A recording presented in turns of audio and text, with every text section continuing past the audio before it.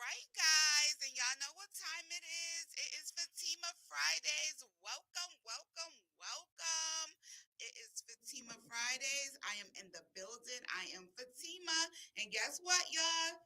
It's a party. It's a party. It's a party. How y'all doing? How y'all doing? I am the CEO of Strong Heart to Soul Incorporated, a business where we educate, prevent, and work to eradicate heart disease in underserved communities. And I am just happy to be here today, guys. It is the end of June. June has been a crazy month for me, like crazy busy. I did a vacation at the beginning of the month. I went to go see my sister in Florida. That's a whole nother episode. But June, I had my baby shower. We had graduation. We had dance recitals. So if you guys follow me on Facebook, on TikTok, I'm sure you're seeing all these pictures of me out and about. I'm usually not really like that. I'm usually in the house by like 7 p.m. But I was out in these streets the whole month of June. I enjoyed it. I really did. I might have to come outside this summer a little bit. Let me find out. Hot girl summer. I don't know. Medium. Day parties only. Invite me, y'all. I'm here for it. So we have a special guest in the house today, and I am so excited to speak with this young lady. She's a queen. She's very special to me, to my children, to the community. Her name is Miss Shamika Sullivan. Okay. So wait, before we go, my name is Samika Sullivan. Samika. Okay. Now I don't correct people generally because guess Shamika what? I don't think nobody call me Shamika out of like malice, but it just be what it be. I get called Shamika, Tamika, you name it, but it's just Samika. Just like Tamika with an S. That's all. Shamika. Samika. And see, I'm just gonna say what I want to say.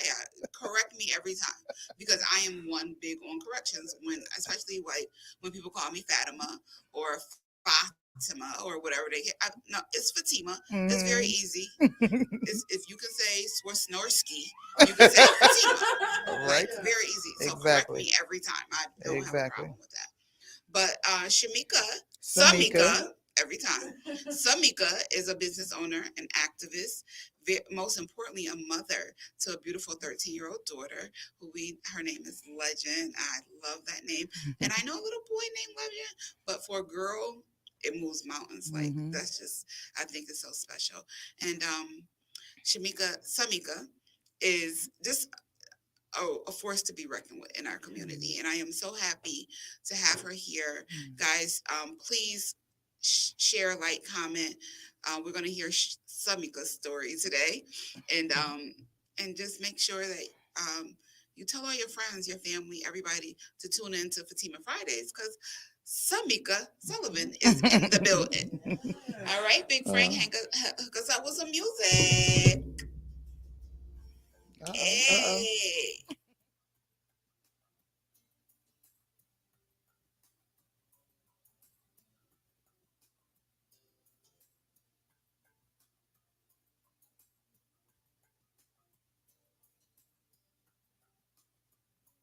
Everybody, this is DMP Speaks coming at you. And it's not enough to just dream about your ideas, right? You've got to take action to bring about their creation. Time is passing us by, and that time that we have, and we think we have so much time, we don't have the time like we thought we did 20, 30 years ago. We literally, when we get an idea, we got to make sure this is something that we're supposed to do. That's a part of our purpose. It's a part of our life's work. And we got to be dream creators. You're locked into the vault with Dante now on Fire 716 Radio.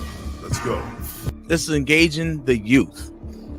No longer is it okay for us to make decisions as to what we feel they should do. We already lived our youth. You know what I mean? So it's time for us to, God gave us 2 of these and 1 of these for a reason. We need to listen and watch more than we do a lot of talking. So you can't, everything is changing, you know what I mean? From everything outside to like to like how we feel and everything, because it's two different worlds we live in, two different generations. So like I definitely get where like it's hard to communicate and hard to come to an agreement on one particular thing, because you see it from your eyes, Right. from your perspective, but I might see it from another perspective. So Beautiful Boss LLC, where we empower people and encourage them to be the beautiful boss they were created to be. I advocate for abuse victims, mainly abused children. You don't abuse your children. Like, for example, made to go to bed without food to eat, being sexually abused and raped, that's abuse. Yes, there's so many of them. That's amazing why I wrote this book, guys, because I went through a lot as a child. You know, I was abused very terribly. And it just, God put it on my heart to write this book to advocate for abuse victims.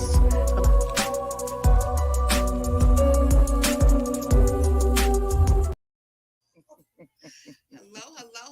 We are back with Fatima Fridays, and y'all already know it's a party. And you know what? I'm just gonna call her Mika, because guess what? I'm gonna keep getting it messed up. And I've known her for so long, and I think I've called her the wrong name ever since I met her. So let me tell you when it became important. I was at a 50-50 auction. The prize was about $500-600, right? And so I was standing there talking to Shamika. And when they called the winner, they said Samika. And she said, "Are you sure was it Shamika?" Nope.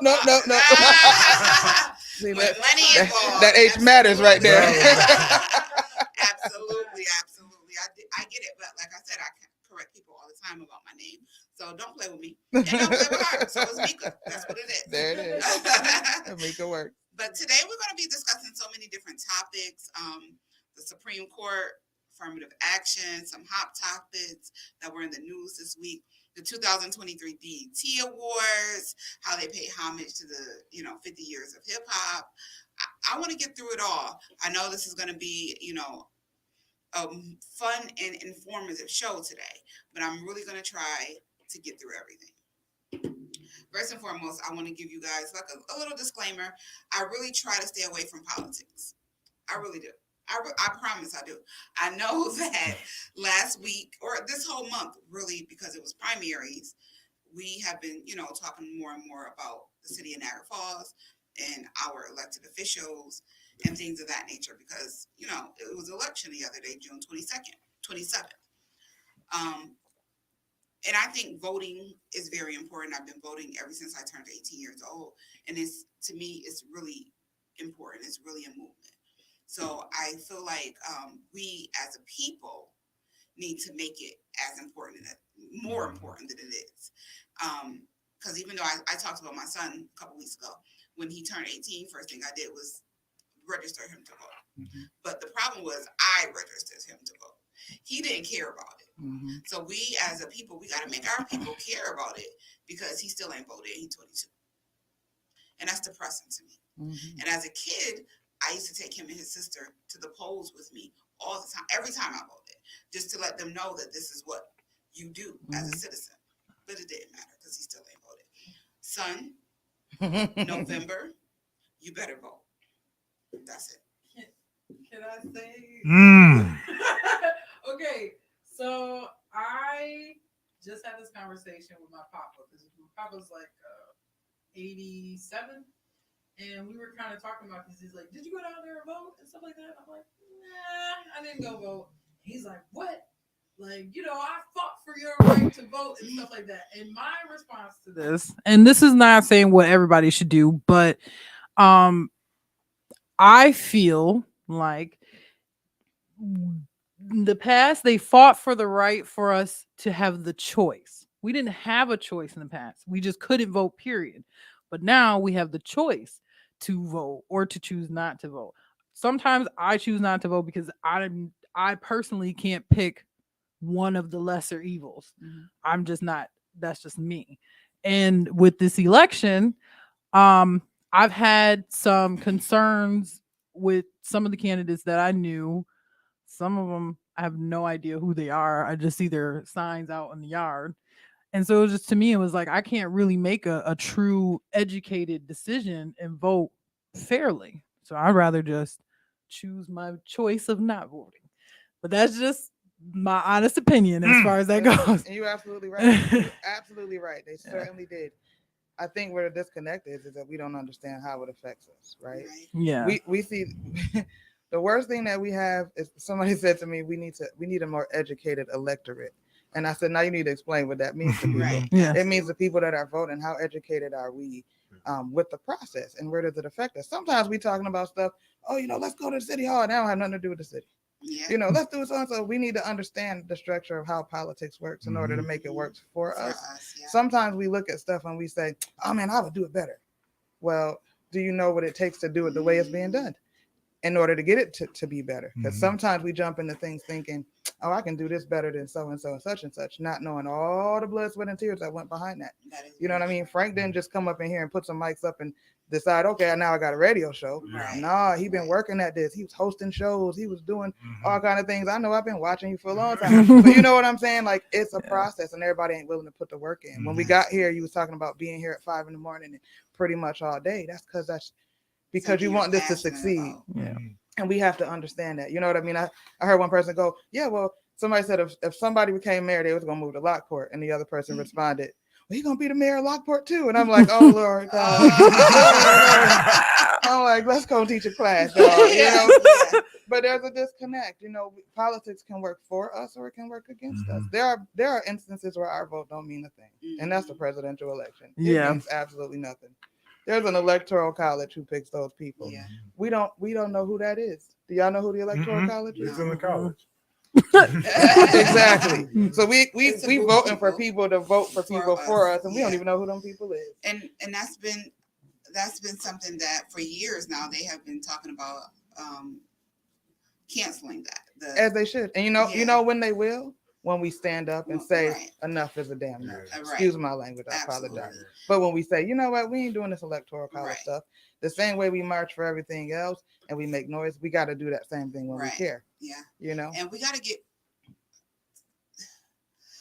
with the people in the small areas because like she said, every election is different. If you don't vote for your school elections, how are you going to vote for the presidential elections? These people are affecting your children every single day. We're literally, people can win by one vote. We're literally my district is a district that was won by one vote. You know what I'm saying? So you got to start with the small things, like get into the school politics. Get into, and I'm not saying run or whatever, just learn about it. You know what I'm saying? Like, just learn about this. And I'm not just talking about to us here in that cause, because this is a worldwide show. Get into the little things. Learn about it so that you'll know by time the primaries, the general, the presidential, you'll see it. I've been and I'm going to be completely honest. I don't know a lot about the politics. I have my opinion about politics, and I spear that towards. But I know a little bit about it. I do follow some things. I do. I think I'm like a PhD in CNN. So, So like, I do that. But it's very interesting when you get involved in things, or when you finally start to realize what is really going on. We always have a problem, like the streets. I just found out the streets is not the mayor's issue; it's the Department of Transportation. So I didn't know certain streets, right? So I'm like cussing them out. It's a pothole on every corner, but that's not his control, not all of them. So we got to know that. We got to. Sure. If we don't know, then we can't do anything about it. Absolutely, and we live in the information age. Never in the world has we ever had accessibility to information like we do now. The phones got smarter, the people got dumber. No disrespect to people, but it's true. People will go on Facebook and go, hey, can somebody tell me boom, boom, boom? I'm like, you could have wrote that same thing in Google. And you have a real answer instead of opinions. It's just it's insane that we don't, that those kind of common sensical things are not so common anymore. But if we want to know, it's there. If we want a solution to it, some people just happy to complain. That makes some people feel good. It makes them feel like they have a voice, I guess. And the thing is, where you gonna put that voice at? Is you gonna just keep on preaching to the choir, or you gonna get some congregation up in there? You know what I mean? Because the choir already know we all complain about the streets. I'm gonna tell you, I don't complain about the streets no more because I took a little trip to Philadelphia recently. I was like, "Ooh, thank you God for our streets." And then I took a little trip I took a little trip to New Orleans. Oh. And we think the streets is bad here. See, in Philly, I was in a rental, but in New Orleans, I was in my actual vehicle. I was doing about 5 miles per hour through New Orleans. You know, sometimes we think things are worse than they are. I ain't saying they shouldn't be fixed. Trust me, I get tired of alignments and, you know, but we live in a community where it's winter for most of the year. Yeah. It eats those roads up. You know, we mad if they don't put no salt down, but then the salt eat the roads up. So, you know, we have to think about all of those things. But I understand. I'm with Fatima on this one now because I've complained so to the high heavens. I'm sure the Lord is tired of hearing about me complaining on certain things in the city. So I definitely get it. But it does give you a different perspective when you go somewhere else and you see how they live. And you're like, and not you to, know, not to make it like what about ism, you know what I mean? Because I don't mean I want raggedy streets. Right. I got some potholes on my streets right now. I'm complaining about, but we got to make the noise and we got to make it in the right places. Yeah, the house burned in my street 4 years ago. It's just been sitting there. Yeah. People going in there getting high. Animals all up in there. It's a lot of kids. The grass was taller than me. Okay, we're gonna make a few complaints when they didn't respond through the proper channels. Okay, let me put a Facebook video up here. If I got to shame y'all into it, then so be it. Right. The house got torn down 6 months ago. You know what I'm saying? But it took that. Yeah, sometimes you gotta put. Yeah, and you know, and it get aggravating because sometimes we don't get what we want right away. We just like, oh, forget it. Right? Nah, you got to be willing to fight when you're tired of fighting. Yeah. That's absolutely true. And it has to do with a lot of different things too. That's not just about the politics. Absolutely. It's a lot of different things in life that you gotta continue to fight for. Yeah. Frank, I am gonna ask you to play us a good 90s song. And then we're gonna come back with Miss Mika. And we're gonna talk about some more stuff because you know I'm gonna get all in her business. Don't wait it. Okay, I gotta put my glasses on because people saying stuff on Facebook. You can't see it.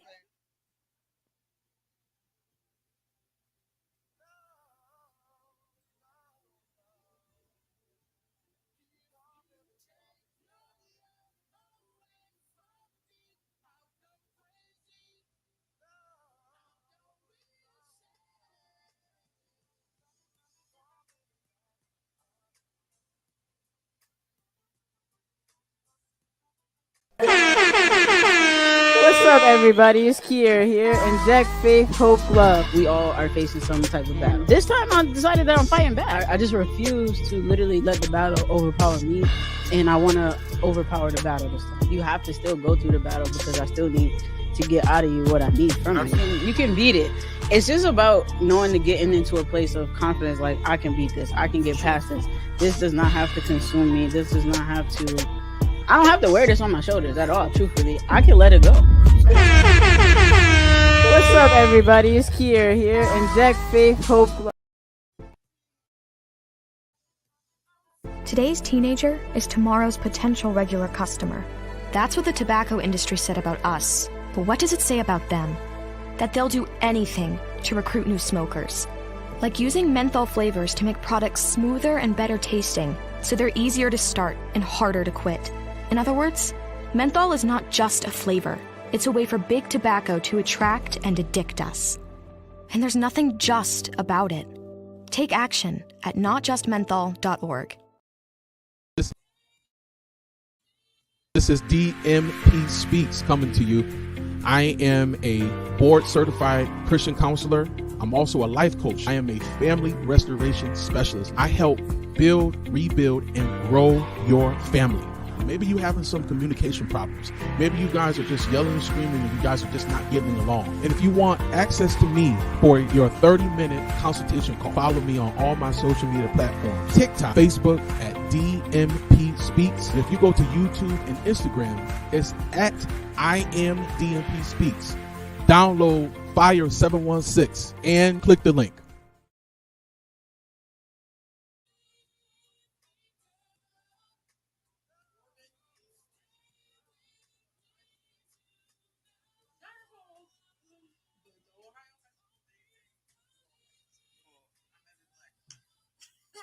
I'm not gonna mind them at all. American African love, thank you. Hey, I'm back, y'all. Fatima Fridays, and y'all know we in the building, and it's a party, it's a party, it's a party.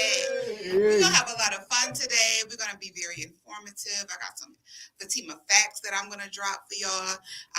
Over here messing with these people on TikTok because they got jokes today, but it's all good. It's all good. It's all love. You here on my live. So what does that say about you? But anyways, Mika, I just have a few quick questions. We're gonna get all in your business. But I was reading your bio, right? And I'm like, this bio don't even give her justice. Like, this it was like this, y'all. It was nothing. She has done so much for us in this community in Niagara Falls and for our children. Yes. But I didn't know you were recently the speaker at Niagara University's graduation. Well, I wasn't the speaker, but I received what was called the Caritas Award, which Caritas means the highest level of God's love. So somebody nominated, not somebody, Rhonda Bivens Talley nominated me for the award. She said, you do a lot of stuff that people have no idea about. And it ain't, probably people don't have no idea because I don't do it for that reason. You know what I mean? Absolutely. I'm grateful all the time. I find my success based on like when people I've helped come back and say, you know what, this helped me. You know what I mean? Or this, I learned this, or I learned that. So I'm kind of at that stage in my career where I'm kind of seeing those results at this point, where people have said, you said this to me, or you said that, and I don't remember that. I done talked to hundreds of thousands of kids, But if I said it, I meant it, and I wanted you to, I wanted it to permeate through, with you. So, it was a super duper honor for me. I ain't walked on the stage, since 1999. When I graduated from college, but it was amazing. I should have sent you what they wrote because I was like, who wrote that? That was fun. Like y'all talking about me. Right?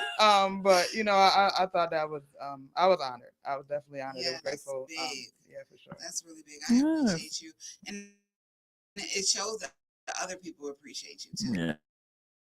Yes. Yeah. So that's and congratulations. Yeah. Congratulations. I'm proud to know you. I'm proud to be y'all in gonna your make me cry on this. No, for real though. Because it's not all the time you find good people. You know what I'm saying? And then people who have been through things in life. And you and your testimony, your test is now testimony for others, and that's and not just so when people think about testimonies, they think about church, and I'm not talking about that. Right. You walk in your lifestyle, you know what I'm saying? You walk in who you are, and that's big to me, and that's and I don't. People always know about certain situations or certain things or certain people, but when they see you go from this to there to getting awards and getting accolades, they don't know about the stress and the hardships and the crying nights and all of that different kind of stuff in the middle, But we want to give you your flowers here at Fire 716 Radio because we really appreciate it. I didn't know. We love you. I love me some Samika, okay? Samika, okay, is on like every board there is. Okay, like when do you sleep, girl? I'll be like, girl. Yes. Like, girl. So I try to join only, if I believe in something, I'll be a part. People ask me to be on boards and stuff. I'm like, man, listen, for real. Like I said earlier, I try to compartmentalize my time. When I'm home, I'm home. I got a kid. I have to give that same love to her that I try to give to everybody else. So, but if I believe in something, I'm gonna get behind it and I'm gonna support it. You know what I mean? Whether, so you don't get paid for boards and stuff like that. But again, it just helps us with our misinformation, right? So I'm a commissioner with the state parks. Right. We go hard at the state parks, right? Hard. Oh, they do this and they do that. Well, get in there and try to understand what they do. Not to say that it's all right and everything's all gravy, but we can't be arguing about something that we don't have no understanding of. Right. So I've learned a tremendous amount about our state park system. I said, now imagine if they turned Niagara Falls State Park over to the city of Niagara Falls. We can't maintain Hyde Park. That's true. We can't maintain Gluck Park. Right. You know what I mean? What would we do to that? So Yeah. regardless of what we think, there's still millions of people coming here every single solitary year. There's millions of people that don't want to go to a Las Vegas style attraction. There's millions of people that want to come and see natural nature. You know, it's called agricultural tourism. Cultural tourism. People want to come and they want to know that Underground Railroad history. They want to see that gorge and they want to see how deep that is. Billions of dollars are spent for those things, but we get so angry that it ain't what we want it to be. Right? It ain't the Festival of Lights. I said one more person talked to me about the Festival of Lights. I'm punch him in the face. Right? We all did. But here's the thing, right? When we were kids, we had the Festival of Lights because there was a group of adults who got together every year and made sure that Festival of Lights popped off. It wasn't no paid city thing. It was volunteers that did that. Oh, really? It was volunteers. People got together in January, said, let's make this happen for February. Sean Levesque right now is trying to gather people together to recreate a Festival of Lights. We can't recreate what we had as children, but we can create so much more for our children. Yeah. We can make an experience for them that they never had. I asked a kid, I said, there was a kid talking to me about the NAC days. You know, most people remember me from the NAC. Oh yeah, the NAC days, we was having so much fun. I said, you know, our childhood was so great because of X, Y, and Z. I said, you know what we was doing as grown people? We was at City Hall talking about y'all ain't had nothing to do. Yeah. Meanwhile, y'all was living y'all best lives, right? We had great childhoods. I grew up on the east side of town, so going down to the falls, riding our bikes to the Rainbow Mall, up and down the convention center, running through the festival. I mean, the Winter Garden. I mean, those things were great for us. You know what I mean? Like we wouldn't trade those, but our children, we have to. If we want great things for them, we got to do it. Who's supposed to fall out the sky and make a Festival of Lights happen? Because them folks that put that together for us, who put daytime energy and volunteer effort into it, they gone now. We ain't pick up the torch when they passed it along. That's why we lose things. It's on us. We the OGs now. We want to be young. We do. And them knees and stuff will tell us that we ain't. You know what I mean? But you know, we have to just take that responsibility. You know, it's about being accountable for what we want to see. We can complain to folks all day long. All day. But until we want it bad enough to make it happen, it ain't gonna happen. I agree with you. 100%. What D Money Mac, you look like I was just gonna. The only thing that I was thinking was just like, I think that's amazing. I didn't know that also, but this is also there's a lot of things that I don't know about Niagara Falls that I just complain about. Truly, and I feel like I wish that there was a way for a fun, interactive way to be educated on different things in the city that you could know, like, oh, I could start a program like this, or I could do this. But besides that, I was also going to say, like, one of the issues I feel like we have here in the city is that the older generation, so not like, you know, what's that, 40? No, that's I'm like, no, the older generation, like the 70, 80, late 60s generations, you know, around there. I feel like a lot of them they gate kept a lot of things. Like they didn't really, in my personal opinion, willing to really pass down information to help the next group of people. And from there, I feel like there's just people who fought for it. And this is from what I've seen, fought to keep certain things open or to make things, you know, accessible for people. But I feel like a lot of it is just, we did it this way, we did it, you know, and you need to figure it out on your own. That's how I feel like a lot of things are personally in the city of Niagara Falls. Yeah, that was the only thing that I think a lot of people lost the idea that knowledge ain't supposed to be ours. Like knowledge is supposed to be shared, right? You know what I mean? Like, you have it for it's supposed to belong.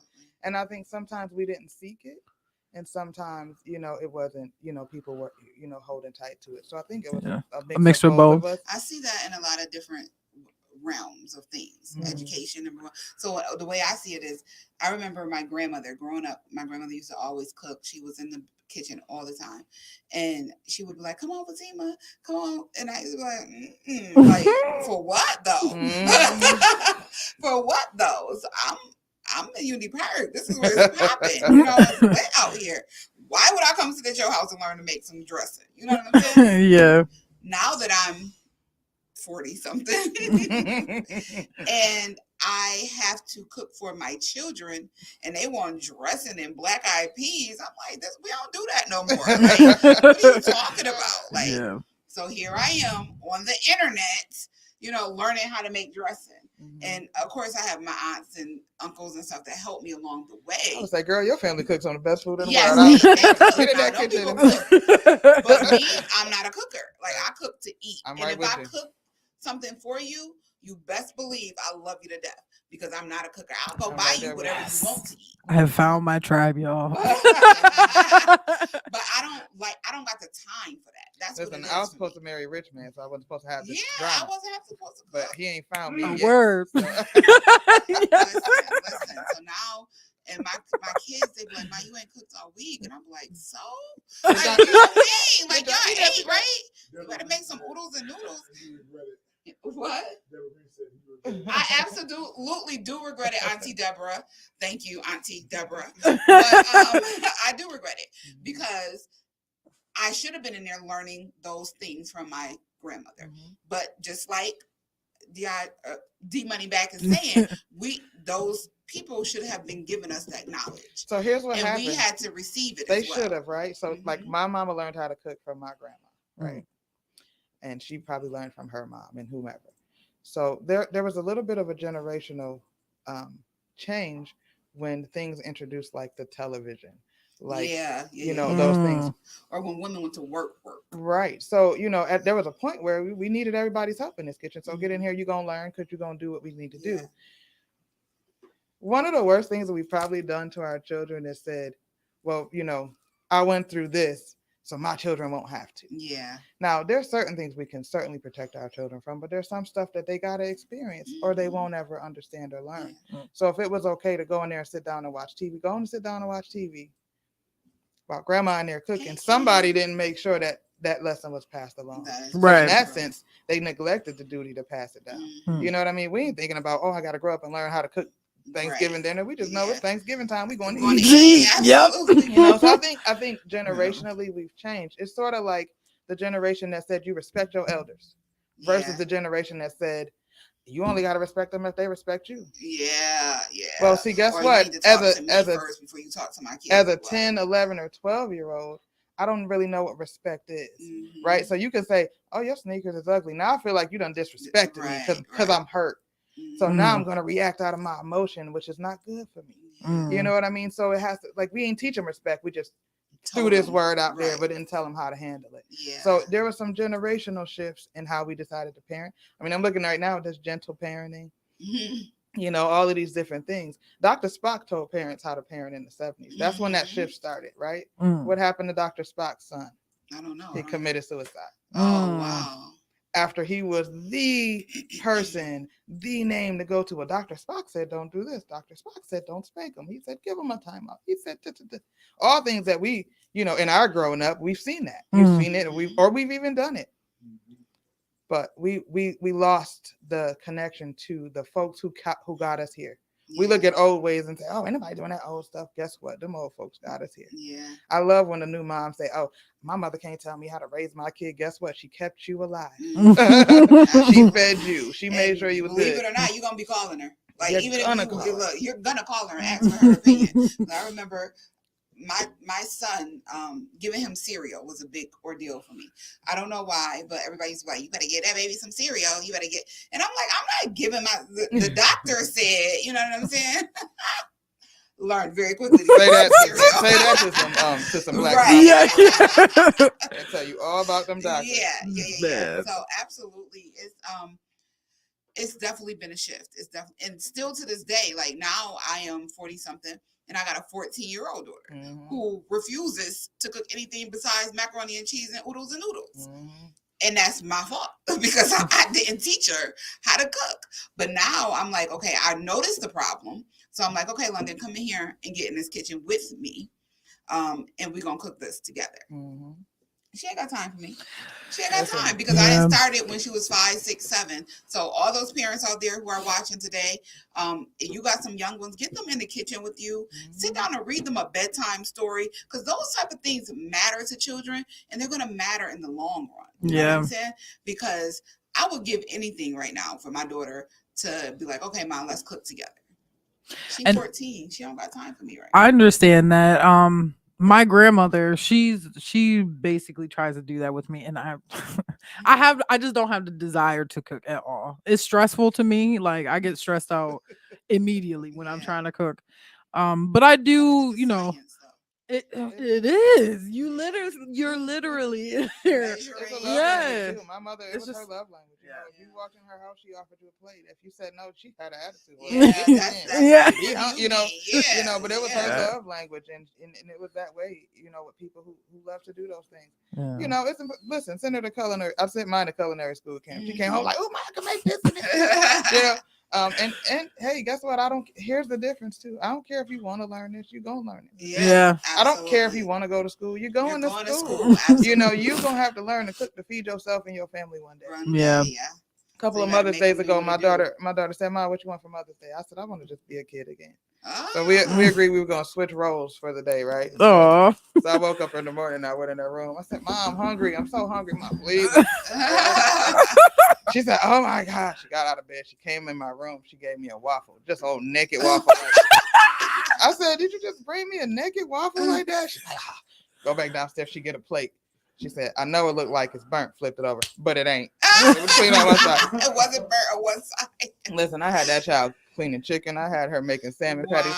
I pulled that salmon out the can. She said, Ma, that's the most disgusting thing I've ever seen in my life. I said, yes, it is. Now clean it. Yeah. You know, we went to the store. I said, okay, we going out. We got $500 to spend. She said, yes, I'm rich. I said, okay.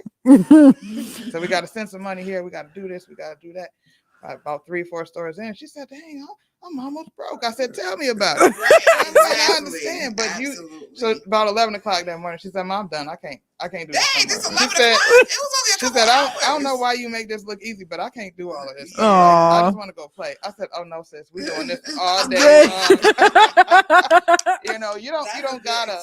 It was fun. We had a fun day, but you know, it ain't always about what you want to do. Right. And that was our parents did that, and we don't care what you. It didn't matter if I wanted to go to Sunday school. You going to Sunday school. Yeah. There was no questions about it. I don't feel like it. They're mean to me. The food's nasty. Yeah, right. You better get your tail up and be ready for Sunday school, or you ain't going nowhere all week long. Oh, you too sick for Sunday school? You too sick for everything else this week. Yeah, I've definitely got away from that. My mother and my grandmother made sure that I was in Sunday school every Sunday. I think my kids have been to Sunday school twice. Like, and that's just the real life situation. Because I went to work on Sundays. You know what I'm saying? So who was gonna get them ready for Sunday school? That's just how it is, unfortunately. But it's sort of like, it's just that, like, what's in the best interest of our kids. You know what I mean? It don't always feel good. We don't like the sad faces. We don't like them crying. But what's going to strengthen you? What's going to build you? I tell my daughter every day, listen, my job is to prepare you. Absolutely. There will be a day where I am not here. I am nowhere around. I am not close. I need to feel confident that you prepared to handle what you need to handle. You know, like we were just talking earlier, she got a little paycheck. Oh, you're going to save 50% of that. I don't want it. I don't care what you want to do. Because what's going to happen, you're going to need something. You're going to want something. You're going to be looking in my pockets for it. And no, sis, it ain't coming out. Yes, my daughter starts her new job tomorrow. Amen. And I am so happy. Her first job. So Starbucks and the hair store won't be seeing me for a while.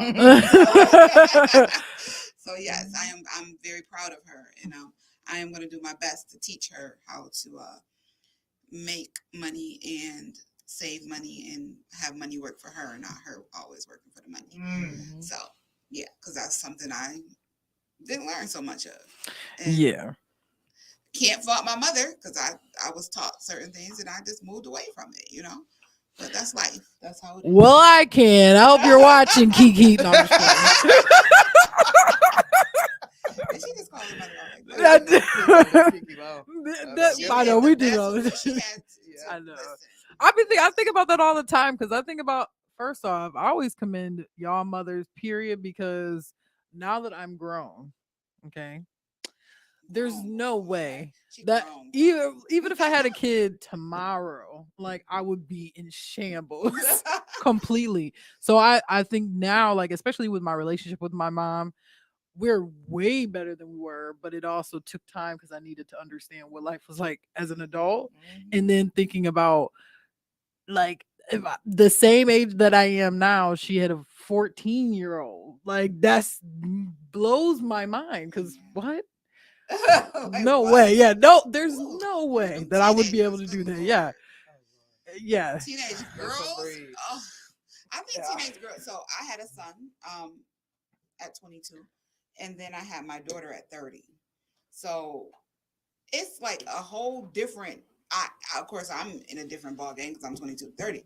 But my son was so chill. He wanted drums, he wanted the football, he wanted the basketball. He was so chill. My daughter wanted Balenciagas. I don't understand it. Like, where's the problem here? Like, she want hair down to her BBL. You know what I'm saying? I'm Like, screaming what that is going on here? Like, it's a shift. It's crazy. And I think I was so much more lenient on my son, but he didn't want to do nothing but hang out with the boys and play video games. So I was cool with that. You ain't got to go nowhere. They can come to the house. We can do this all day long. But my 14-year-old daughter, she want to go to the club. She literally wants to go to the club. No, I'm laughing because I know how I was when I was 14. So I understand. Like me and my brother at the same age, two totally different people completely. Yes, it's crazy. You give him some oodles and noodles and a TV, and he good. He good. I, on the other hand, I wanted the world. Okay. That's how my daughter is. She wants the world. Yes. And she don't care who gonna give it to her, but she gonna get it. Yep. She gonna cry. She gonna stomp. She gonna slam. That's one thing I am gonna do is cry. It's Yeah. funny I'm grateful. Mine is she want a good thrift shop, and I'm all about it. Aw. Let's ball out up in this. Right. Like, That's so go to sweet. Salvation Army next, and that's she. Thank God that I'm grateful. Who knows? That could change, but right now, I'm cool with it. That can definitely change in a blink of an eye. Like, I don't know where it all started. I don't know how. My mother always told me I did it, and I'm like, I didn't do this alone. Like, somebody had to help me. Like, Right. Like the family, like I said, every time she does something for family or friends or whatever, people give her Starbucks cards. So here she want to go to Starbucks every day. Like, my money not buying Starbucks. I'm sorry. I will go to Tim Hortons and get me $1, $2 coffee. I'm not buying a $4 coffee. I refuse. I'm sorry. We're going to do some Starbucks at home. Because listen, it's ridiculous. Somebody said, I remember you being underage in the clubs too. Yeah, I was underage in the clubs. I thought they called you out. Right. But we're not talking about me. We talk about her. So yeah, I did start going out when I was like 15 years old. I did. I used to look at I know Frank just turned it in so I hard. was turning 16. It was in August, and my birthday was in September. So my friend, Sabrina Irby, shout out to you, my cousin girl. She was turning 16, and I was still 15, but we begged my mother. I mean, literally begged for her to let us walk over to Canada to go to I don't know, one of them clubs over Impact. Whatever. It was right over the border. Cell Block. We was going to club. I think it was Cell Block. I think it was. Oh my gosh. It was where the casino was at or whatever. And she, I guess, felt sorry for me because I cried too hard and allowed me to go. And I was like, after that, it was over. I was very happy in the club. Listen, my parents owned a bar, so that was a different experience for different. me. We lived upstairs, so So you, yeah. been around for a long time. Yeah. It was a good Yeah. time. It was a good time though. I learned a lot, but I learned what to do and what not to do. I was smart about it, thank goodness. But my daughter, I don't think I tell her what I know. I tell her, don't ever put your drink down. You know what I'm saying? Those kind of things. Go to the bathroom in a group, those kind of things. But I just don't want my baby I don't want my baby on 19th Street, period. Like, let's just talk about that. And I guess that's where the best spot is right now to rent out is on 19th Street. Toppers, yeah. And I think it's really, I seen the pictures on Facebook of how beautiful it is inside. I don't want to be on 19th Street. I'm just going, we call it Little Chirac. Like it's I want to be on 19th Street. I'm going to tell you why. Okay, go ahead. 19th Street. I remember 19th Street growing up, and it certainly wasn't what we see today, right? So I would like to gather a group of women who are interested in owning property.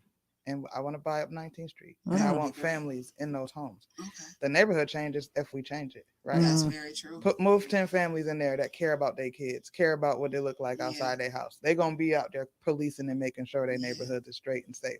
I would love to see a bunch of, I mean, I'm just speaking women just because that's what I'm speaking, but you know, we can buy them houses. They actually rather cheap. Yeah. Do you know what I'm saying? We can find ways to do the work. We can learn how to do the work. But it'd just be amazing. I think it would take a group of women to turn that whole street around. That would be a beautiful thing. Yeah, that because would. I be listen. Don't get me wrong. It be looking like the Night of the Living Dead sometimes walking down there, and it ain't cool.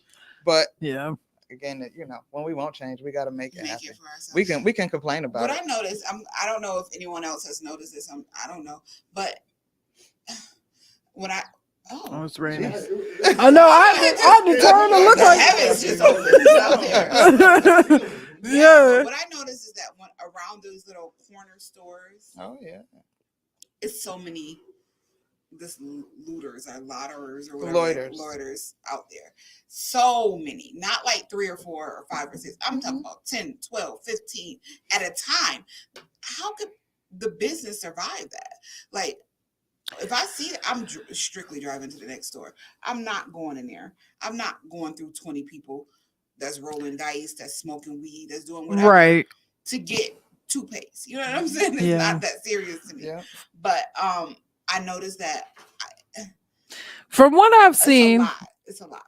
And I could be wrong, but from what I've seen, a lot of times some of the people hanging out in front of the store, as my grandma call it, holding up the building, either are doing specific business where the owner knows and is allowing it to happen,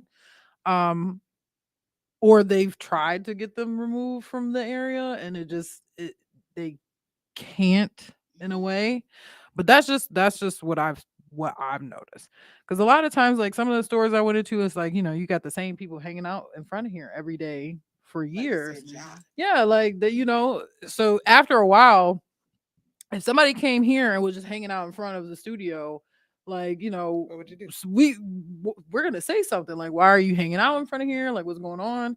If they choose not to leave, like, we gotta get police involved or something like that, you know, like to get you removed because you hanging out in front of here is making our place look a certain kind of way. So I feel like if they continue to allow it, and then, you know, then either they tried and they just failed, or they're allowing them to do certain businesses or do certain things because they're getting a profit from it. And that's just my own personal opinion. Because why else, you know, if I got 10 people hanging out in front of here and I know that they're hanging out in front of here, well, somebody's paying me something. You're not just hanging. Business owner for sure. Yeah. My daddy owned the Holloways. You know what I'm saying? My daddy would, if y'all don't scoot y'all little tails off around here, go on inside. Yeah. Go on over here. You know what I'm saying? But it does. He's like, listen, you got folks not wanting to come in here. Just being real. Listen, move. But some people, you know, it's like you go to certain kinds of clubs and people require you to look a certain way. You go to other clubs, they don't really care how you look. They're just scared you coming in and spending your money. And that's kind of the situation we have. You know, a lot of them corner stores, with the exception, now I can only speak of one, you know, they don't support back in the community, and they don't live in the community. You know what I'm saying? They leave 19th Street and they go to Hamburg. They go to, you know what I'm saying, Orchard Park. Absolutely. So they don't care. It's almost comical. You know what I mean? That, you know, that this happens because it's not affecting their day-to-day life. It ain't affecting their kids' ability to go to the store. I heard somebody tell me the other day they live on Ashland and they kids scared to go to the store. You know what I'm saying? That's on the store owner and the people in the neighborhood. Guess what, y'all? It's more of us than it is them. Yeah. You know, we keep living. They're scared that that's gonna be. They're gonna be shot. And guess what? Out there and saying something. And it's a real possibility. That's some real stuff. Sometimes it's in our approach, right? Yeah. So my mom was living with me, and there was a group of kids down the street, all about 13, 14 years old. They was jumping on a trampoline. If you can think of a cuss word, you heard it coming from these 13-year-olds, right? So my mom was sitting there. She goes, "Oh, this don't make no sense. You know, they just down there cussing and da-da-da-da-da." Now, me personally, don't bother you. No, it does bother me. But I don't like to hear people talk bad about kids. You know, I'm like, either talk to them or ignore it. We ain't gonna talk about them. How about we talk to them? So a few other people came. Oh, it don't make no sense. It don't make no sense. So I walked over to the kids. I said, y'all sound like y'all is having so much fun. They're like, yeah, we is. I said, I love to hear kids laugh. And I said, but could y'all do me a favor? I said, down the street are some little kids. And I said, and my mother, she just got out the hospital and she's not feeling well. She just wanted some fresh air, but she don't really want to hear all the cussing. They were like, oh man, we sorry. Oh, y'all be quiet. Stop it. The next day, my mom said, you know them kids you talked to on the trampoline? They came by here today and asked me if I needed something from the store. Aww. It was all in our approach. Right. Yeah. Even changing her mind about them kids. Listen, they little kids are doing what little kids is allowed to do. Yeah. The parents in that house didn't say nothing because they was in the front yard saying, name the cuss word, right? The parents in the house didn't care. But I had to go and show those kids, listen, ain't nobody here to dog y'all. Because I was a cussing little kid too. Sorry, Ma, if you look at me. But I know me and my homegirls walk down the street saying playing name that cuss word too. Just keeping it real. Yeah. Never had that issue again. Never had it again. Yeah. So sometimes it's just in our approach. You know what I mean? Now you're gonna always run into somebody ignorant. Them little kids could have cussed me out, called me all kind of names. I've had it happen. Right, but I had to keep the bigger picture in head, and I I take that faith with me. All right, God, come on now, let's go over here and talk to these teenagers. Tell me what to say, because I don't be knowing what to say. I don't got no book. Let me find out what to say for cussing kids. You know what I'm saying? I don't know, so I just I kind of go with that faith with me. Listen, Lord, just tell me what it is I need to say to these kids. How we gonna make some impact here? And sometimes we just gotta think in that way, Yeah, absolutely. Big Frank gonna hit us up with another 90s song, and we're gonna come back and talk about you and the kids. Beautiful. All right. Yes. This show is going to be going by 90s R&B sing-along brunch going down Saturday, August 19th, 11 a.m. to 3 p.m. Live DJ, full brunch. $1 mimosas. Drinks is $25. It's going down on August 19th, 11 a.m. to 3 p.m. A live DJ, full brunch menu. Location is 3019 Niagara Street. Get your tickets by going to the Eventbrite. That's 90s R&B sing-along brunch happening August 19th, right here on 5716 Big Frank. In the morning by default. Ba-da-ba-da-ba.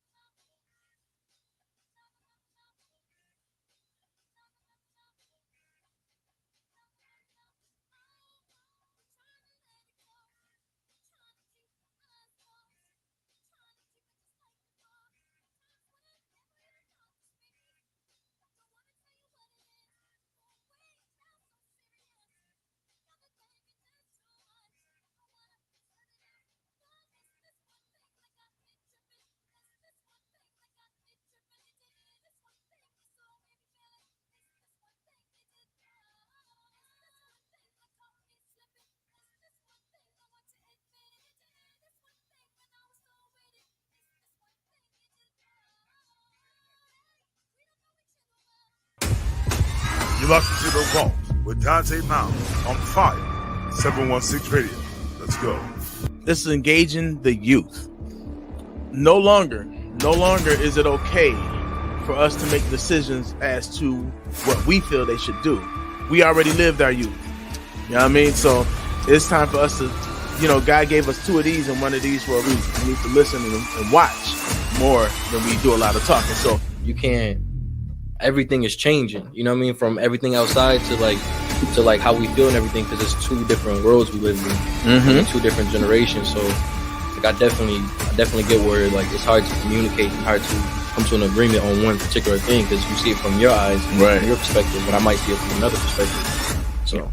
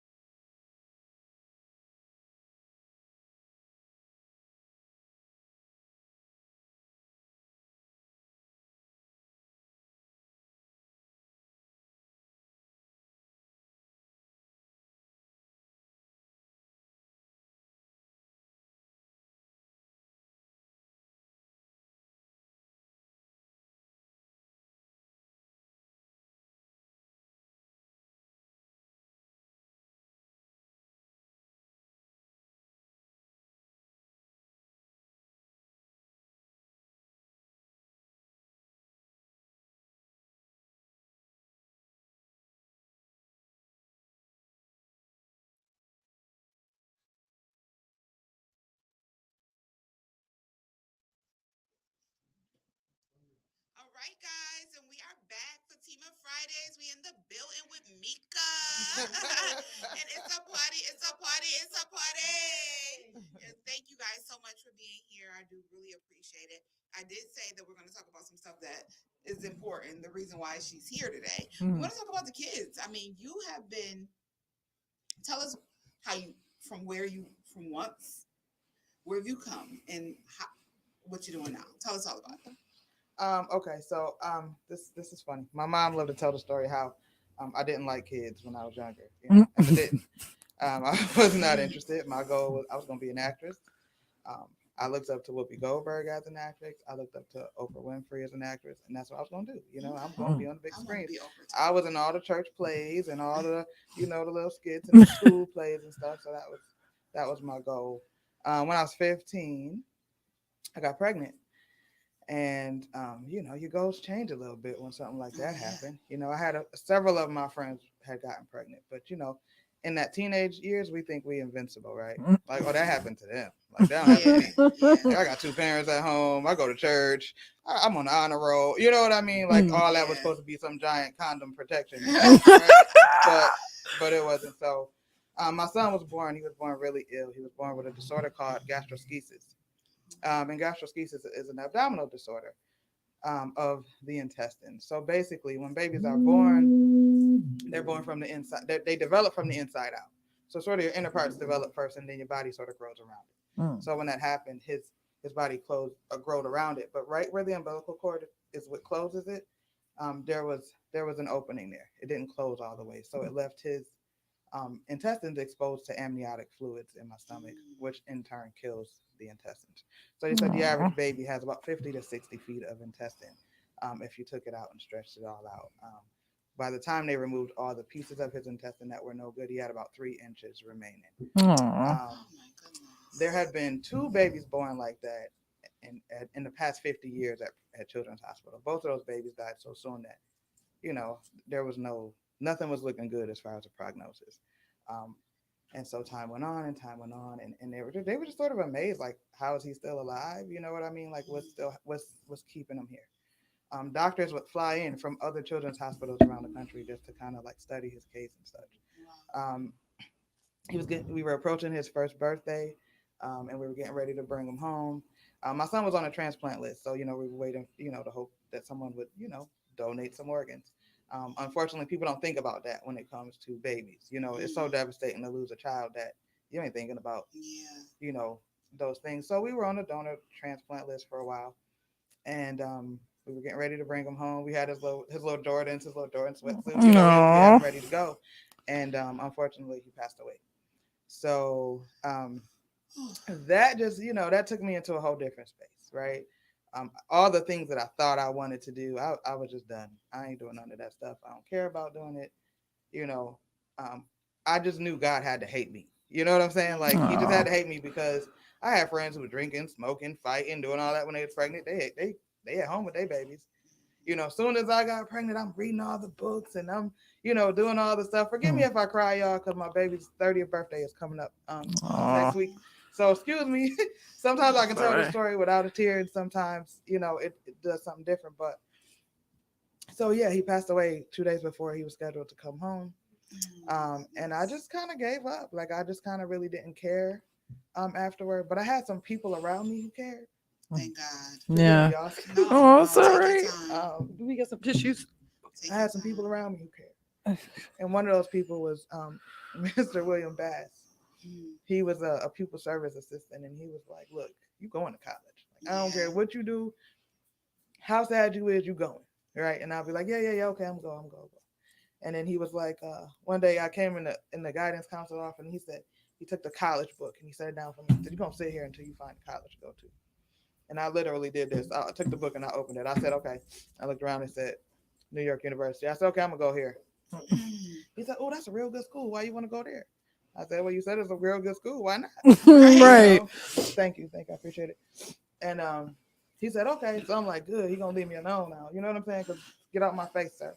I think for probably the next 6 months, I just walked around. I went to school because I didn't know what else to do. I was scared at being at home. It was just kind of too overwhelming. And yeah, I didn't know what else to do. So I'm like, I'm gonna just go to school. But I was in the zone. I was just there. Right. And so he kept on and kept on. So then a couple days later, I come and he's like, "Hey, look what I got for you." I'm like, "What?"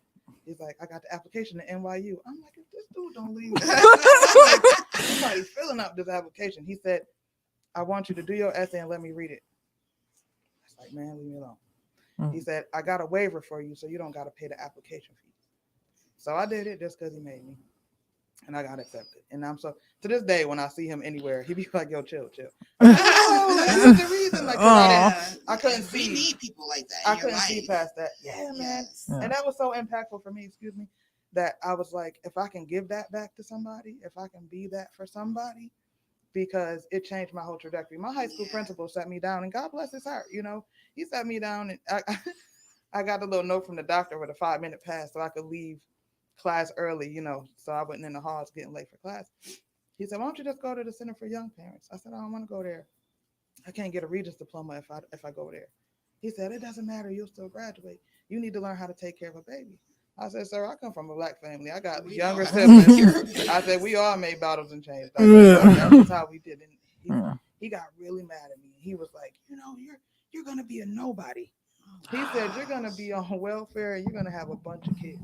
He said, "Don't you know this is a cycle? And you're just continuing the cycle."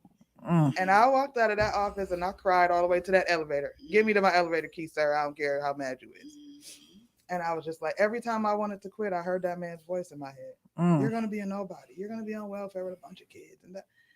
And that was kind of my push to keep going, So sometimes it ain't about wearing them kid gloves. Sometimes we need our feelings hurt a little bit. Sometimes somebody got to make us look in the mirror and be like, because there were so many times I was like, I went away to college. I went to NYU in New York City, and there were so many times I had that UB application to transfer right on my desk, and I would hear this principal say that to me. And he owned a business. By the time I graduated college, he had been owned a business. But when I graduated, I was like, we were driving back home. I said, "Mom, can we stop by, this man's business?" And she was like, "Look, girl, I'm tired. I've been driving all night." I said, "Mom, no, please, please, please, can I please just stop by?" And so we stopped by there. Truck still packed with all my college stuff. And I had to just go to him and say, look what I did. I'm not a nobody. And your words couldn't make me be a nobody. You know what I'm saying? And I love him for it. Like, I'm so grateful because he never was a mean guy to me except for that day that I pissed him off because he ain't want a bunch of pregnant girls at his school, and I get it. However, so that was kind of it. After I lost my son, though, I didn't want anything to do with kids in any way, shape, form, or fashion. I was afraid of them, and I felt like, again, God was mad at me for some reason. So it came time to get a summer job, and they were like, "Where do you want to work?" And I said, "Anywhere except with kids." She said, "Really? You don't like kids?" I said, "Nope. I want to be around them. It would trigger me too much." Right. I would go to Hills, and of course I'm dating myself now, but I can remember being in Hills and kind of walking through the kids section and just having a total breakdown. And so I would just avoid those sections in stores. So the lady said, "Where do you want to work?" I said, "I'll cut grass, I'll answer phones, I'll clean toilets, just no kids." They sent me my job. It was at the daycare at Hennessy. I said, no. That's not what I asked for. She said, "Oh my God, they must have made a mistake. I apologize, but we don't have any place else for you to go if you don't work here at the summer job." Now I'm trying to, save up to go away to college because I just want to leave Niagara Falls and everything in it looked like my son to me, and everybody in it remind me of my son, and I just don't want to be here. So I'm like, okay, I'll take the job. But I worked real hard to stay away from the kids. So, "Oh, the bathrooms need to be clean. I'll clean them. Oh, somebody got to fix food. I'll fix it. Somebody got to do dishes. I got them." And there was one little boy, and he favored my son a lot. He didn't talk to anybody. He just would build blocks all day and knock them down. But he would never say a word. And he'd always kind of come near me, and I'd be like, "Dude, go somewhere." Like, what I'm saying? Like, I don't want you around me. I wouldn't say that, but that's what I was feeling. Right. And one day his mother came and said, "Oh my God, my son talk about you all the time." And I was like, "Your son talk?" I didn't say a word, but why would he be talking about, and I have no interaction. So, and then another mother said, "Could you babysit my son for me sometimes? Because he really like him. Think about these kids like me. I don't like them." So, I didn't dislike them, but I was afraid. I was scared.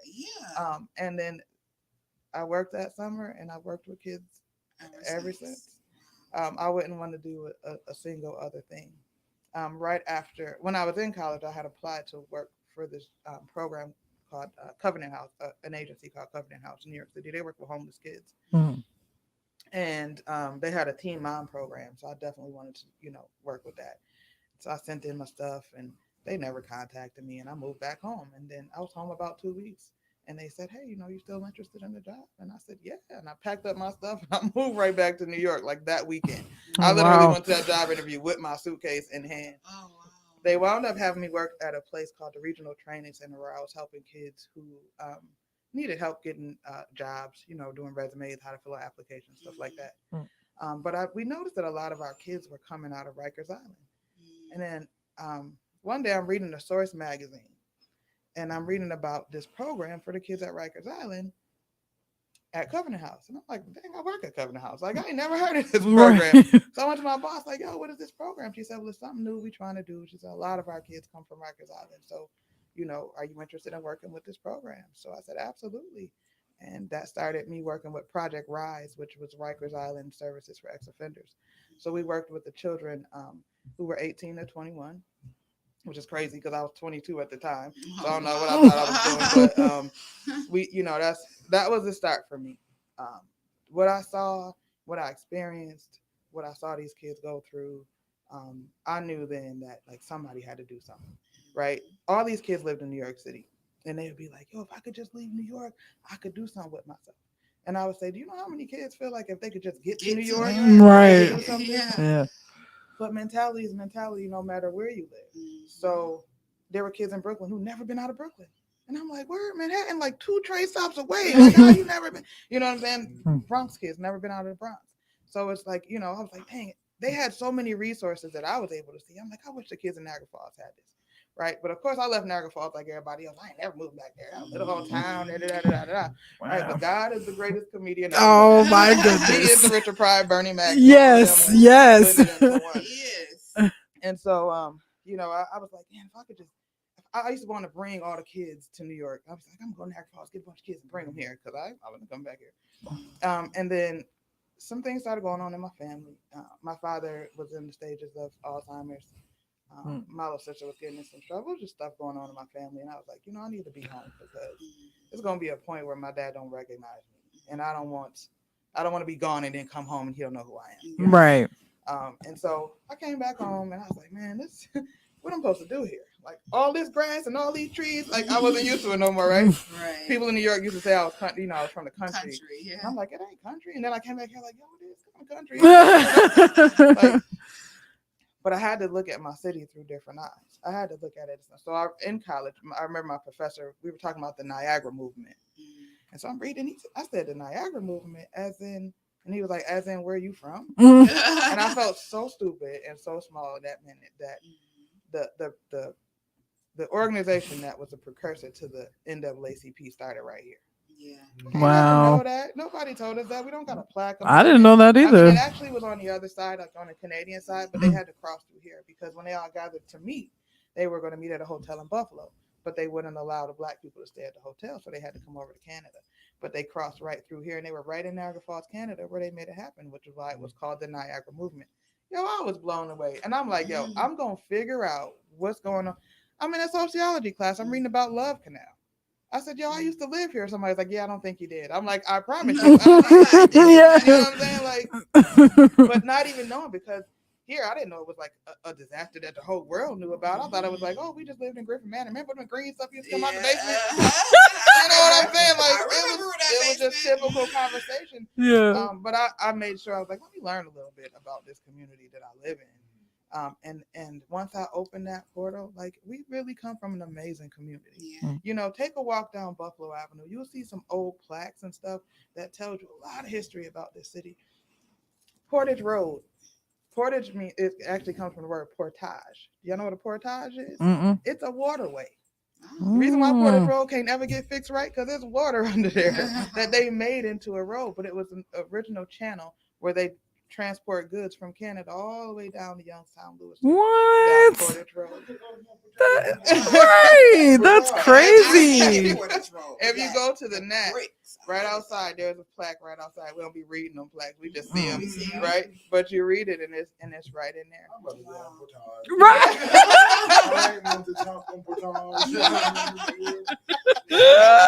But and you know, it was always crazy. raggedy, and it's still always raggedy. They fix Yeah. it all the time, and it's still raggedy because it was a waterway. But there's just so many interesting, cool little things about our city that, you know, the whole world wants to come here. The whole world wants to see that water, and we all know that's powerful. Ooh. But Mhm. just moving on. So then I from there, working. I was working in Buffalo when I first came back, and then I started working with the NAC. Big Midge, y'all know Big Midge, Jamel Harris. I don't know if y'all know him, rapper from around. We were sitting out having a conversation one day about back in the day, right? Because that's what we do after we turn 30. Everything is back in the day, right? When I was a kid, you know, my dad owned the Holloways, and so we would they would have baseball games every summer at 10th Street Park. All the different bars would play against each other, Max's, and y'all know it as 3M's or whatever, but it was three corners back then. Yeah. So, you know, they would all play. All the kids would be out there playing, barbecuing. It was just a fun, you know, stuff. And so we were talking about bringing that back, and then we did. You know, we brought it back. We got 10th Street Park. We had a big festival. Everybody come out and cook. It was literally a community day because everybody brought food. We played kickball. We just did the stuff from back in the day.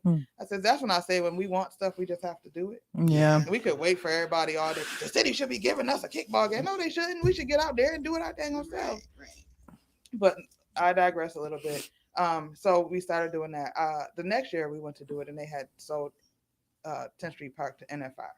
So it was all covered, and we couldn't use it.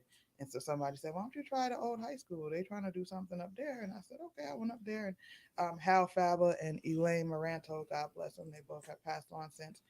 They were up there in that big old raggedy building trying to make it work. And I said, can I do a festival here? I said, you know, the second year we decided to make it a hip hop festival. Can I do this festival here? They said, yeah, sure, of course you can. And that was kind of all she wrote. And then they asked me, you know, to work.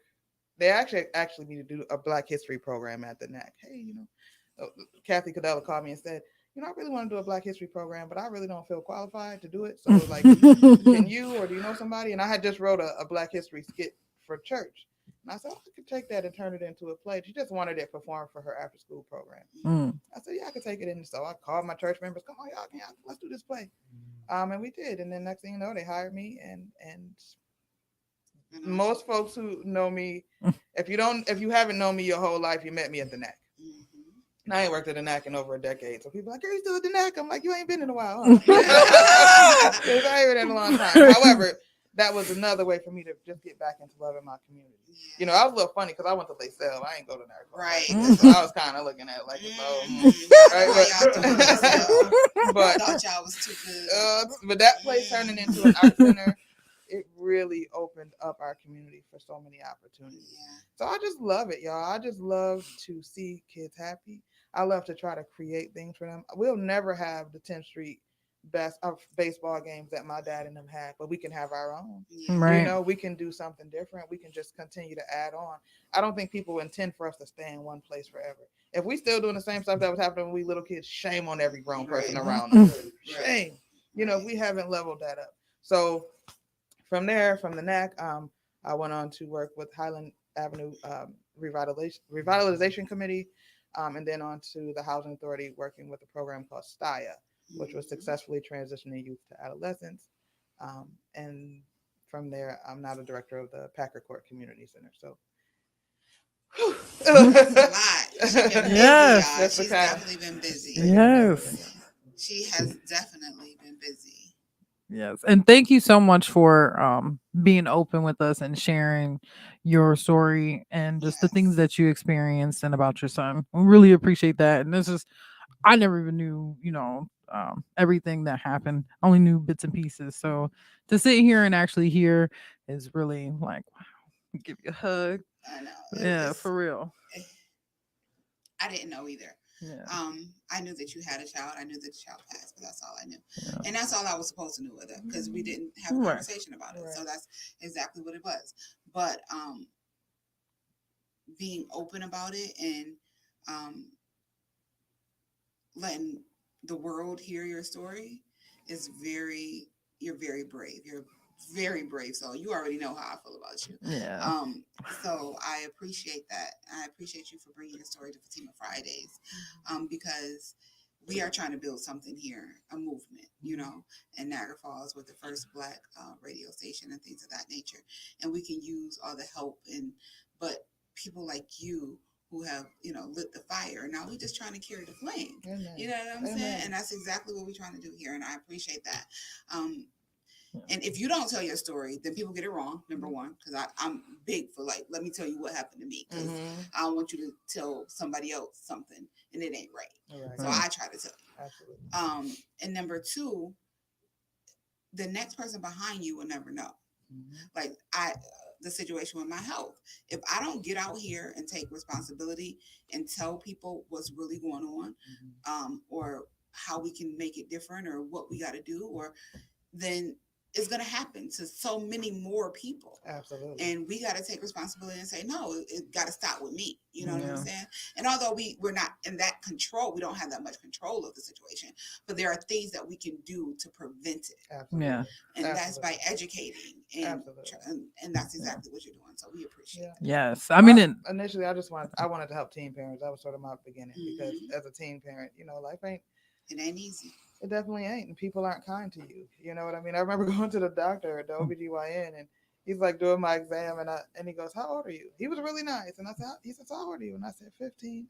And he was not nice anymore. Like, he was rough with the exam. He wouldn't say nothing to me. And I had just got my sonogram, and they had told me that they saw some complications because they could see that my son's stomach had not closed. They didn't tell me what it was. They said, "Oh, your doctor will discuss it with you." He just finished his exam and walked out the room. And I said, "Excuse me, they said you were going to discuss something with me." He says, "Oh, I'm sending you to the high-risk clinic in children, so talk to the nurse outside." Walked out the door. I never saw that man again. But I was so hurt. I was so ashamed. I was so embarrassed. Yeah. And I was like, and I remember thinking to myself, this is what 15-year-olds think, right? I was thinking, well, at least I'll be 16 when I have him, because he was doing August. My birthday was in July. I'm like, at least I won't be a 15-year-old mom. Well, of course, he came July 5th. So I was like, wait a few more weeks. I'll be 16 at least, But people made you feel that way. I've been in church my whole life. My grandfather was a minister. He was a bishop in Cleveland, Ohio. People at the church, treated me funky. Where I needed the support the most, it was, people looking down their nose, or they would say things to me like, "I thought you were smart." I said, "I am. I still, I still got hormones." And we all make decisions. Yeah. Absolutely. But I didn't want kids to feel like I felt. You know what I mean? Because life doesn't have to be over because it happens, and I certainly ain't encouraging nobody to do it. Trust me. Right. My next child I had at 33. And there's a big difference being a mom at 15 and being a mom at 33. Yeah. I felt I was much better prepared. I could take care of her. I didn't have to worry about. I mean, when I was 15, my son would spend his life in Children's Hospital. I used to have to take the bus over there. I would go begging my mom. I know my mom got tired every day. I need bus fare. So social services like, "Oh, we can give you bus vouchers and you can go over there." I couldn't use the bus vouchers because I wasn't 16 and I didn't have no ID. Oh my goodness. Jeez. So, it was just those things. I'm like, how do you navigate that as a kid? I just felt horrible. And I'm like, how can I help other teen moms to stay motivated, and stay strong? When I first came back here, one of the first things I did was a scholarship fund, to someone to watch over me scholarship fund. Because it was for two types of kids, either teen parent or kids who have been in the criminal justice system. If you get a drug charge, you do not qualify for financial aid, which is absurd to me. Like, that's so racist, but that's a whole nother conversation. But if you get a drug charge, you don't get financial aid. So I wanted to be able to support those kids too. The young lady who won the scholarship, she was 9 months pregnant, 2 weeks overdue, still going to school every day and just pushing. Her son that she was pregnant with, he has graduated high school. I literally saw her last week. She lives in Georgia now. But before she left, she just came through so we could just, get a hug. So that's so important, and that I could still be around for her. That I could still be a resource for her. Yeah, man. Yeah. Listen, if you've ever known my phone number, you still know my phone number. I remember telling some kids at Rikers, listen, this gonna be my number. Call me if y'all ever need anything. I said, and I've kept that same number since. I said it might get cut off every now and again, but it'll be that long. We ain't in the cutoff days no more, praise God. But you know what I mean? But I kept that number for them kids. Yeah. You know what I mean? So and it's gonna stay the same so long as I can help it. Yeah. I still talk to those. I keep calling them kids. They grown as me, but people from Rikers Island. I still talk to them. Wow. I was in Albany at a State Parks Commission meeting the other day, and I'm getting ready to check out of my hotel, and I hope he's watching. I'm getting ready to check out of my hotel, and this guy, he goes on the elevator, and then I see the elevator door open back up, and he come out, and he goes, "Excuse me, did you used to work at Covenant House?" And I look at him, I'm like, "Yo." I'm like, "What are you doing here?" He's like, "Oh," he said, I'm here with my girlfriend. She here advocating for, smoke-free communities and such." And I said, "Oh, that's so dope." So we exchanged Facebook information. And so now I'm at the Capitol, we're meeting with all the people at the Capitol. And the elevator door opens, and he's in the elevator. Now there's thousands of people. What are the chances that this boy would be in the elevator? He got a camera, a tripod, a mic. I said, "Oh, you're not just here with your girl, like you right? Yeah." And so I'm looking through his page, and he's doing all this super dope stuff in the community, in Brooklyn and in Bronx, and just in New York City. And I'm like, and then he sends me a message like, "Yo, Miss Amika, like, thank you for contributing to my life." Yo, I'm like, that's the pay for me. Yeah. Like, that's the biggest paycheck I could ever get from these kinds of things. Yeah. So. You have touched so many kids. I was just about to say the exact same thing. You have probably no idea the amount of lives that you changed, not just through direct, but even those people who you've affected, like that's changed how they interacted with other people. So So we appreciate you.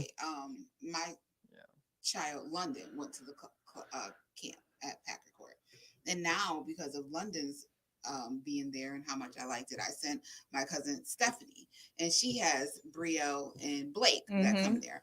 So we were somewhere, family getting together doing something, and my cousin was like, "Oh," I said, "Where's Brielle?" And they're like, "She away at camp." I said, "She what?" Like, she what? And it was like, "She away at camp." And I'm like, "Oh, that must be some white people stuff." So I ain't say nothing else about it. Like, whatever, because we don't do that in our family. We don't do that, Black people, we do not send our kids away to camp. So I started talking to my cousin. He was like, "No, she went with Packer Court." And I was like, "Black folk?" I was like, "What? This is completely different. We don't send our kids away." I remember when I was younger, my mother did send me to I don't even know, 4-H club or something like that. But I was home by 5 o'clock. Okay? It wasn't no going to spend the night nowhere. I don't know them people. You know what I'm saying? Yeah. We don't even let our kids spend the night at certain people's houses. Oh, for sure. Okay, so you know how that goes. But when they told me, I was like, "Yo, that is so dope," because, like you said, it's people that live right here or right in their area and never see that. I ain't never been into a campsite. Like, I'm 40 years old. I've probably been to one. I never stayed at one. I've never been camping. I never stayed in a tent. I've never seen a live bear besides at the zoo. So you know what I'm saying? Like, those are things that I haven't done. And yet my little cousin, who's 10 years old, is experiencing these things because of your hard work and dedication. Let me tell you, we had a time camping with them kids. we started off the kids, "It's buds here," and then by the end, like, "Can we stay one more day?" So it was really dope. I feel like we just count our kids when we don't give them opportunities. Most of us who live in this city have shamefully never been on the Maid of the Mist or the Cave of the Winds. I've never been on the Mist. Let me tell you something. It will go down the Cave of the Winds. I'm gonna do it this summer. Listen, it is about $10, maybe $15. Fatima Fridays? Okay. It's about $15 to do the Cave of the Winds. You gonna come out of there and just be like, "Oh my!" The adults are always way more amazed than the kids. Like, "Oh my God, it was so amazing down there!" Like, it's a shame, y'all. That's been here for our whole lives. I said, as kids, we rode our bikes down there all the time, but those look like things for the tourists to do. That wasn't stuff for us. Absolutely. And it's funny, as a state parks commissioner, here's where things are different, right? So I'm advocating for programs that do this. There's a program called Ladder to the Outdoors. Anybody that runs a program can access this program. You can say, I want to do a field trip from the community. We're going to reach out to Ladder to the Outdoors. It's grant money from the state, so that if you're doing anything related to a state park, they will pay for it all. They will pay for transportation. They will pay for admissions. They will pay for everything. We went camping. We went camping for 3 days during spring break to Camp Allegheny. We also went to Letchworth. They gave us big chartered buses with bathrooms and DVDs. You know what I mean? The kids, they paid for a nice big cabin for us. They gave us money for food. They gave the kids sleeping bags. You understand, like whatever needed to happen, because they want kids to know like this stuff belongs to y'all.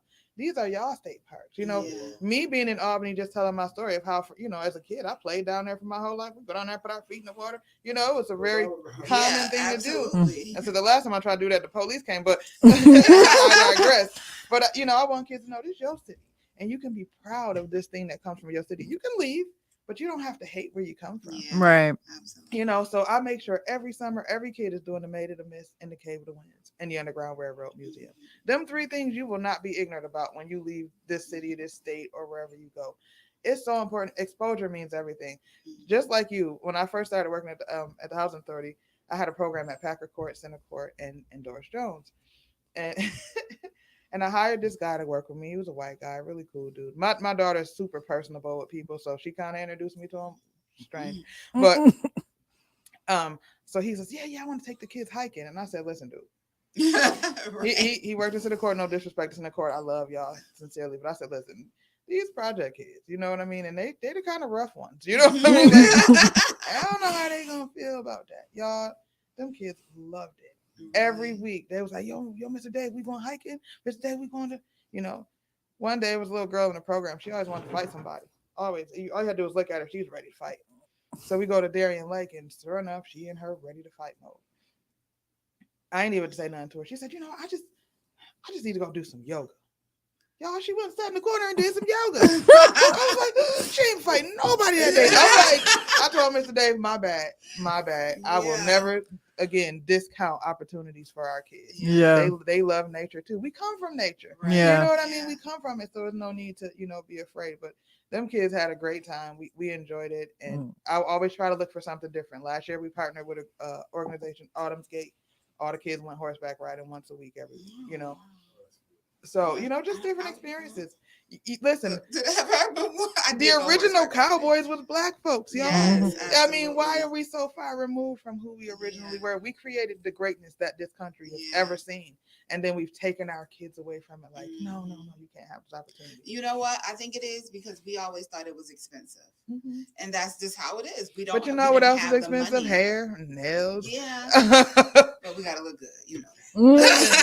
We got to prioritize. We can look good and have nothing. Or we can, you know, go to the Salvation Army and hook it up. You know what I mean? I think some not having or feeling like you don't have people who are willing to take you outside of the things that they're used to. Yeah. You know what I'm saying? Like, thank goodness my grandma, she was always on board for any crazy wild thing I wanted to do. And so I got to experience a lot of things, and she wanted me to be cultured. So we did a lot of things so that I can understand and learn and stuff like that. But friends that I have who grew up either in the same area or when we moved to Ohio, like, they never experienced that. They don't understand. So their mindset isn't like, yeah, let's go hiking, let's go see horses, let's go do this. It's let's go smoke, let's go drink, and let's go walk around. You know what I'm saying? So nobody really invested the time to show them there's more than just these things. And I think that being able to do that, like, it completely changes everything. It does. So it absolutely does. And I understand that every parent can't. Yeah. Maybe won't. When we talk about it taking the village, that's about accountability, right? Absolutely. We say it takes a village when we talk about us needing help. Mm-hmm. It takes a village when it comes to us being helped. Yeah. You know what I mean? It's our duty. It's our duty. It ain't something like, oh, I'm only gonna do this today. No. Yeah. It is my duty if I see it to fix it. It was the duty of those above us, and they did it. It was a duty above those above them. We've gotten to this place where accountability is just so like far gone. You know, we want to blame everybody for everything. Yeah. I interviewed a young lady recently, and on her application, it said, why'd you leave your last job, a reason for leaving? And she said, well, because my boss thought I was going to da-da-da-da-da. And I was just like, oh. I said, baby girl, listen, don't ever write that on the application. Yeah. Don't ever do that, because you are already showing me that you're not accountable for your own actions. She said, my boss wouldn't let me take off, and I needed to take off for my sister's wedding. Bless your heart, baby. However, your boss also has a business to run. It works both ways. You can't just, so, you know what I mean? Sometimes we've allowed a generation to come up unaccountable. If my daughter's teacher called me, I'm like, what you do, Wayne? Yeah. What you do? Because I know you. Yeah. You know what I mean? I know you, child. And I know if you get try a snappy little with snap me, here, I know you it. would definitely get snappy But with them. instead, we got parents who say, well, what did they do to you? Right. It worked both ways. Because you're only going to get half the story from her, and you're only going to get half the story from her. Yeah. It ain't going to work for everybody. So, Right. We have to take that accountability of understanding, hey, maybe my kid would do this when I ain't looking. My mother used to say, I know what y'all not going to do in front of my face. But outside of my face, I don't know what y'all going to do. Absolutely. I was one of those children who grew up going to the community center. For me, the community, first it was in Center Court. I went to the community center in Center Court. And then it was the Doris Jones Community Center. So I am who I am because of those type of people. Doris Jones, Mr. the big guy. I forget his name. Mr. Peterson? Mr. Pete, yeah. Anybody got a charger? I'm sorry, I don't want my phone. You got Android? Mm-hmm. You can use mine. And so my phone was because charged. these are people who help me to be who I am. You know what I'm saying? Because if they didn't have these programs and these things, then I wouldn't have never known about college. And you know what I'm saying? Like, so you're right. As adults, we have to carry on the torch. We do. We have to, and because it don't look like it did when we were a kid, we can't think that it's trash. You know what I mean? Yeah. Those people were important. And it was important that we carry along everything that they try to give. Ooh, thank you so much. Sorry, y'all. It's okay. Oh, it ain't gonna work that way. Let me try to move that up a little bit. But just kind of owning that there were some people who really set the pathways for us, and whether we took advantage or not, that's on us. Right. When I moved back, everybody talk about the center on Center Avenue, right? Mm-hmm. That was not a city-owned center. While we keep on saying the city need to give us community centers. Now I'm going to get a little aggravated. Go ahead. So that center was actually developed by African-American folks. A board of directors is what ran it. But it was developed because after the war, when Black folks were able to get a GI Bill, which meant you could get a house or you could go to school or those things, there was still so much segregation that they couldn't go to the agencies that the white soldiers could go to and get that help. So Black folks got together and said, you know what, we're going to help our dang on selves. We're going to create this community. The original community center was on Erie Avenue over here, way over here by Buffalo Avenue, right? So, and then, eventually they got the money to build it up. People paid memberships. People became lifetime members so that they would pay certain amounts every year to keep it maintained. It wasn't, now they got grants from the city, certainly for programs and stuff like that. Everybody will. But people go, oh, they took our center. No, we took our center. When I moved back to Niagara Falls, I went over to the center. God bless it again. Glenn Glover was in there. And I went over and I said, hey, Mrs. Glover, I just moved back from New York City. I was working with the kids in Rikers Island and and, I just want to know what I can do here. And I'll never forget this, and I don't mean this with any level of shady or nothing. I'll never forget. She sat in her chair and she leaned back and she said, well, I hope you ain't talking about marching, because my days of doing that is over. I said, no, ma'am, I ain't talking about marching. I'm just talking about coming to help. Like, is there anything I can do to help? There was nobody in that building. She was in there by herself. There was not a single soul in the building. There was one person who she said came and offered programming. That person, I saw that person on Highland selling drugs, like just a few minutes before. And I wasn't even mad at him, because even through his selling drugs, he still got enough sense to come out here and help this lady out when she can. But where was all of us who grew up in there? Where was every last one of us? Were we buying memberships? Were we becoming lifetime members? We started having meetings over at Doris Jones about, how we can bring the center back. Everybody, the meetings was packed. This was before it was torn down, packed. So they said, well, they need to get in there and clean it up. Like, they tell me what this day is. I need to figure out who they and who these people are, because they is the mysterious of the Electoral College. I said, well, what's to stop us from getting some bleaching buckets and going in there and just cleaning it up? What's crazy is that people don't know this, but I did. I started to. The floor in the gym was wilted. We was in there. We was in the stuff, cleaning up with the computers and stuff. That working room, myself and James Mann, because his mom was over the NAACP situation. But yeah, that's crazy. That's crazy. And then I remember, there came a point where they was like, okay, if we're gonna put a new group over there, we have to take it over from the old board, because there was some infighting going on. We gotta take it over. So who's gonna put some money up? Miss Sheely put a check up in the air. She said, I got $200 right here. You know how many people matched her? None. Wow. Nobody even matched her energy. Know how many people was at the next meeting? Less than half. See, we got a lot of mouths, but we don't want to put our money where our mouth is. If I hear one more time, we need a community center, I'm gonna hurt somebody. I sat in Doris Jones. Listen, I sat in Doris Jones at a community meeting and listened to somebody say how we don't have a community center. I said, you're sitting in one. Yeah. Community centers are not what they were when we were children, and I'm gonna tell you why they're not. I'm a 13th Street Center girl myself. Had a little bit of, I used to drill with the Elks drill team. Shout out to the Charmers. And so we would be over there. But back then, if I came home and I scraped my knee and I said, oh, I was at the center playing, and I scraped my knee. She said, well, what was you doing? You ain't had no business doing it. Then, oh, well, go in there and sit down, right? Now a kid scraped their knee. Oh, I'm suing y'all. It's not just want to, they do. You know how much liability comes with holding on to other people's children? A ton of it. Because they want to sue you for everything. You can do all you can. And they're gonna find that one thing. Never is it the kid's responsibility, because they don't have to do that no more. But because we live in such a litigious society where you can literally sue, where I can break in your house, and if I get hurt breaking in, I can sue you. Right. When we live in a society like that, things change. That's one reason why it's not the same. Second, I can't speak for everybody. I'm sure there are days where there were community centers at their height. But when I went to the 13th Street Center, or when I went to the Center Avenue Center, we was looking to see what boys was over there. Absolutely. We wasn't taking no classes. We wasn't doing it. And there wasn't none being offered at that time. It was just a place for us to go and hang out. I just told you my whole crew of girlfriends was all pregnant by 16. No disrespect. And this ain't got nothing to do with them. But some of that stuff fell off. Those people who were coming through and making sure stuff happened, they were dying off, and nobody was picking up that torch.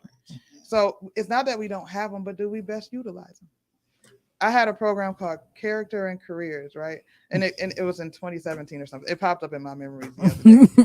And it was, teaching kids about character and who they are, and then what they want to do with who they are.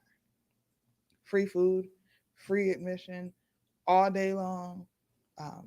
Had all these speakers, activities, places lined up. I ain't get a single kid to come. Not a single. I mean, and it's okay. Like, I ain't hurt. I ain't no hurt feelings. I've been doing this long enough that, sometimes you're going to get 10,000, sometimes you're going to get 10. Or none at all. Sometimes I'm looking at me like, well, I eat this myself. You know what I'm saying? And it's okay. But we also have to, again, some people say, well, my kid didn't want to come. But do you want them to come? Do you feel like this is something that they need? Because I don't care what you want to do. What do you need to do so that you ain't that person living with me when you're 42 years old? No, what's best for you? What's in your best interest? So sometimes we just not taking advantage. I made a post on Facebook the other day. I posted, it was a city document that showed about 30 programs for kids throughout the summer. My next post after that was a little bit angry. I didn't think it was angry. And my secretary was like, whoa. And I was like, what? But I started getting all these calls from people saying, hey, is there any summer camps going on this summer? I'm like, yeah, I've been posting summer camps for quite some time. And it just aggravated me. I said, listen, because you waited for the 11th hour to find something for your kid to do, don't mean there's nothing to do. If I show up at a restaurant after it closed, don't mean ain't no restaurant to eat. Right. It mean that I ain't take the responsibility to do it myself. There are parents who talked to me months ago, and I said, yeah, come get an application. We taking applications right now. They showed up on the last day of school. There ain't no room left. It ain't like no different than any place else. Every place got capacity, but there's so many other places. I get people, it's Packard Court too far. I'm like, but y'all go to Walmart all the time. You got to pass Packard Court to get to Walmart. We make time. Yeah, we do. We can put a community center on every corner. It ain't gonna solve every problem. Right. You know what I'm saying? It didn't then, and it won't now. I'm not saying we don't need none. People talk about the center on 66th Street. Oh, they gave them one. Still, who is they? That must be the Electoral College again. But some people they the people got together and said we need one out here. Yeah. Let's sit down, put our money together. Let's reach our arms out and see who we know who got some money that can put some money in. And voila, there was a community center. Ain't nobody beg, borrow, ain't nobody go to city council and cry about it. They just made it happen. We have the ability and the power to do that. We got the money to do it. If I could spend $100 on some eyelashes that look like Snuffleupagus, no disrespect to nobody, I can put $20 in the boot when the firefighters out there. I can put $20 toward the community center if I really want to see it be built. You know what I mean? We got to put the energy, and we can't keep waiting on somebody else to do it. Ain't nobody else out there. Ain't nobody gonna save us. No, it's literally us. So nothing that I've done is a miracle. I've just said, okay, listen, we don't know how to do it. We figured out a couple years ago. This was during COVID. You know, we trying to figure out things to do outside. We did a dog parade, y'all. We did a dog costume parade. I don't know nothing about no dogs. I don't really particularly care for dogs. I wanted people to come out in the community. I wanted people to have a good time, see something fun that was cute. I lived in New York, like I said. They do a huge dog costume parade there every year. It is humongous. Me and my daughter used to go to New York just for the dog parade. It's such a cool thing. So I'm like, we can bring that to our city. We can, sort of make that happen. I could have just talked about it forever and ever, or I could have just made it happen. So I went to the city like, hey, what I need to do to get this area so that I can, we only had a few little dogs, but we had a ball. You know what I mean? We had such a great time. But it's just to say nothing is impossible. And we ain't got to go get the Encyclopedia Britannica and figure out what volume it's in. All we got to do is type it in. I don't work no magic. I kind of walk in my purpose. Yesterday I was talking to somebody and they're like, you should be an evangelist. I said, I don't believe in all of that. I'm an evangelist in my walk, not just talking to people. I gotta live it. It matters to me that these kids see me and that I have to be an example for them. Yeah. You know what I'm saying? When I ride through and I hear the Mr. Mika, and now I'm hearing it from parents and their kids, like that matters to me. So what I put out there, is solid. It's what I mean. Our words have so much power. They do. I asked a room full of people the other day, how did God create the world? And nobody could tell me. I said, how did God create the world? Like, y'all go to church? Come on, people. Right. Nobody can say. I said with his words. He said, let it be, and it was, y'all. That's true. Them words matter. So we have to, our words and our actions have to follow, because otherwise, one is going to mimic the other. Our actions going to mimic our words, or our words going to mimic our actions. So we got to figure out which one we trying to do. Right. I agree with you 100%. We can definitely change our community. It ain't going to be no politics to do it, though. It ain't going to be damn politician that changed our community. I ain't seen one do it yet. Tell me one who's literally made a change, something that affects your everyday life. I ain't talking about getting a street paved or a tree cut down. I'm talking about for real. Tell me a politician that did. I don't know. Anybody? Somebody? Crickets? Everybody Crickets? screaming? Because they don't. And it become a game, and we get so wrapped up in the game of it that we forget that the real power lies in us. Now, there's certain things that they can do to block things. Jonathan Hamilton, big shout out to him, doing the Bikes Up, Guns Down initiative. I think that's super dope. I don't know how many of y'all remember Jonathan Hamilton from back in the day, but I do. You know what I'm saying? And to see the Jonathan Hamilton that he is today, y'all remember that? No, I don't know that. Well, big shout out to you guys. He was a different character. We did a bike rodeo at Packer Court just recently, and so I'd ask them like, hey, would y'all come out and with y'all four-wheelers and stuff? I thought it would be something cool for the kids to see. The kids loved it. He came out with his sons, right? And him and the one son, they're riding and they're going back and forth, and all the kids are amped. They're like, oh, we gonna get to do that. I'm like, no, you're gonna watch it and you're gonna enjoy the show. Not gonna sue us. But I'll never forget his young son was standing there, and the kids, they were riding and they were doing wheelies, and the kids were like, oh, that's so awesome. And the little kid was like, that's my dad and my brother. Yo, that did everything to me. Yeah. You know what I'm saying? We talk about dads being missing and where they ain't. No, but what about where they are? Right. So not only that, my nephew rides with them, right? And these kids are in videos. They're being positioned to make careers out of this, and not just be rolling through the streets getting chased by the police, right? They were allowing them to do a ride out, and then all of a sudden yesterday told them that they can't do it. So now that's when we go to City Hall, because now y'all just blocking progress. You want the old Jonathan Hamilton in them streets? No. Or you want the Jonathan Hamilton that we got right now, who's solid about making a difference for these kids? You know what I'm saying? Who's solid about how do we help these young men? Where are we going to get the help from if we ain't doing it ourselves? You know, and who better than the people who've experienced it? Who better than those folks? So, I mean, if they all down, and I spoke to him yesterday, if y'all down, we go to City Hall on Monday. Stop blocking stuff because they going to ride them, Regardless. legal or illegal. Now, would you rather have a little bit of a rein on that, or would you? Right. Are you ready to be out there chasing folks and now putting people in danger? Right. These are careers that people have. When they do monster truck shows and all of that down at the convention center, we pay money for that. Right. Absolutely. They were like, oh, well, you know, Buffalo's established this ordinance. Why we can't show Buffalo how to do it right? Right. We can say, look, we can do this in a very organized way. Everybody was respectful and peaceful. When our boy Chris Guy just passed all them 4-wheelers and motorcycles that was out there, everybody was respectful and peaceful.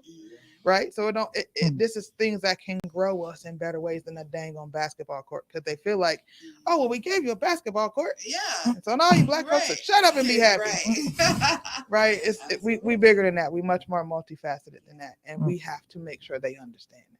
You know, whoever they is. That yeah. I wanted, first of all, I got to thank you. We're coming to a close.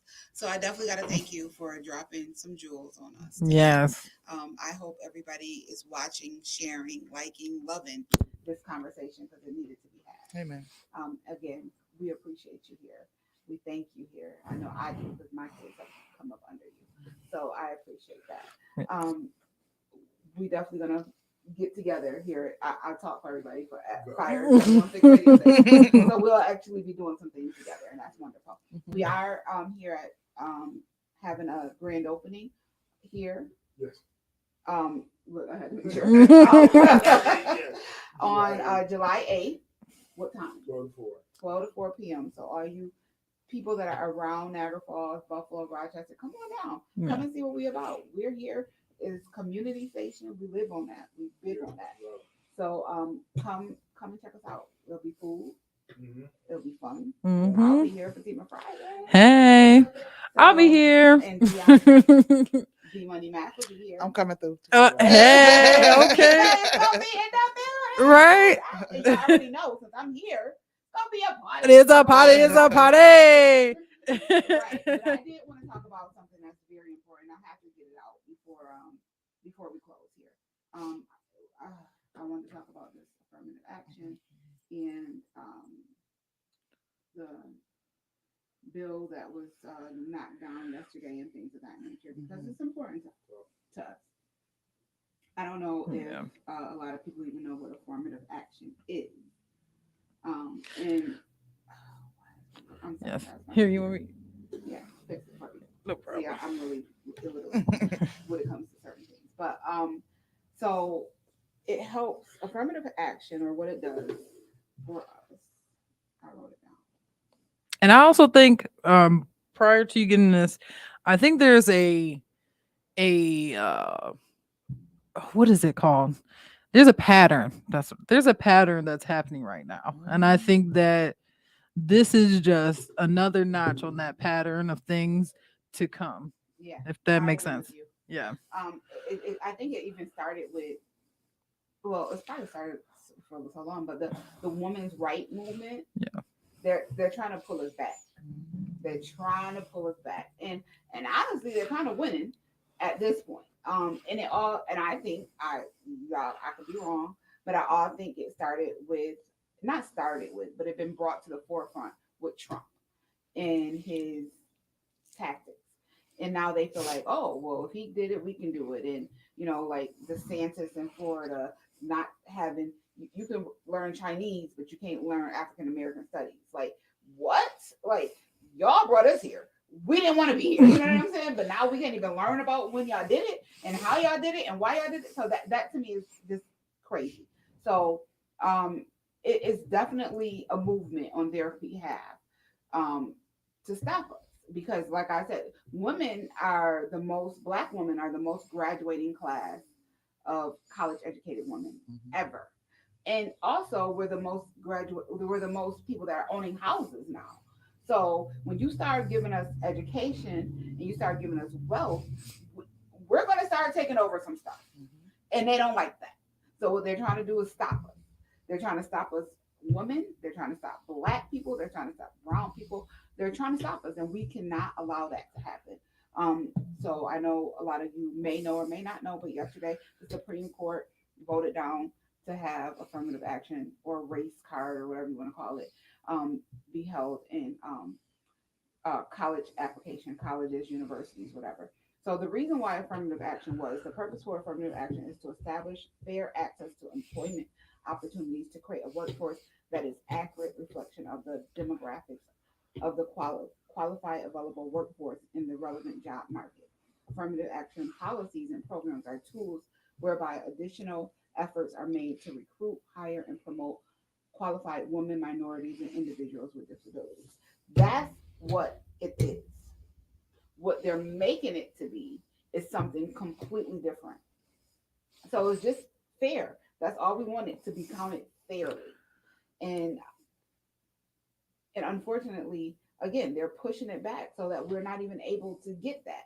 So what they're doing now is they're saying, oh, we can't ask the race question on applications anymore and things of that nature.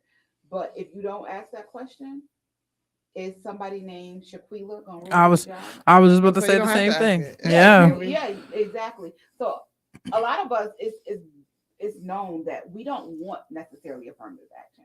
We don't want to have it, but we have to have it, because if not, they're gonna make a way. It's gonna be a way to discount us. You understand what I'm saying? Yeah.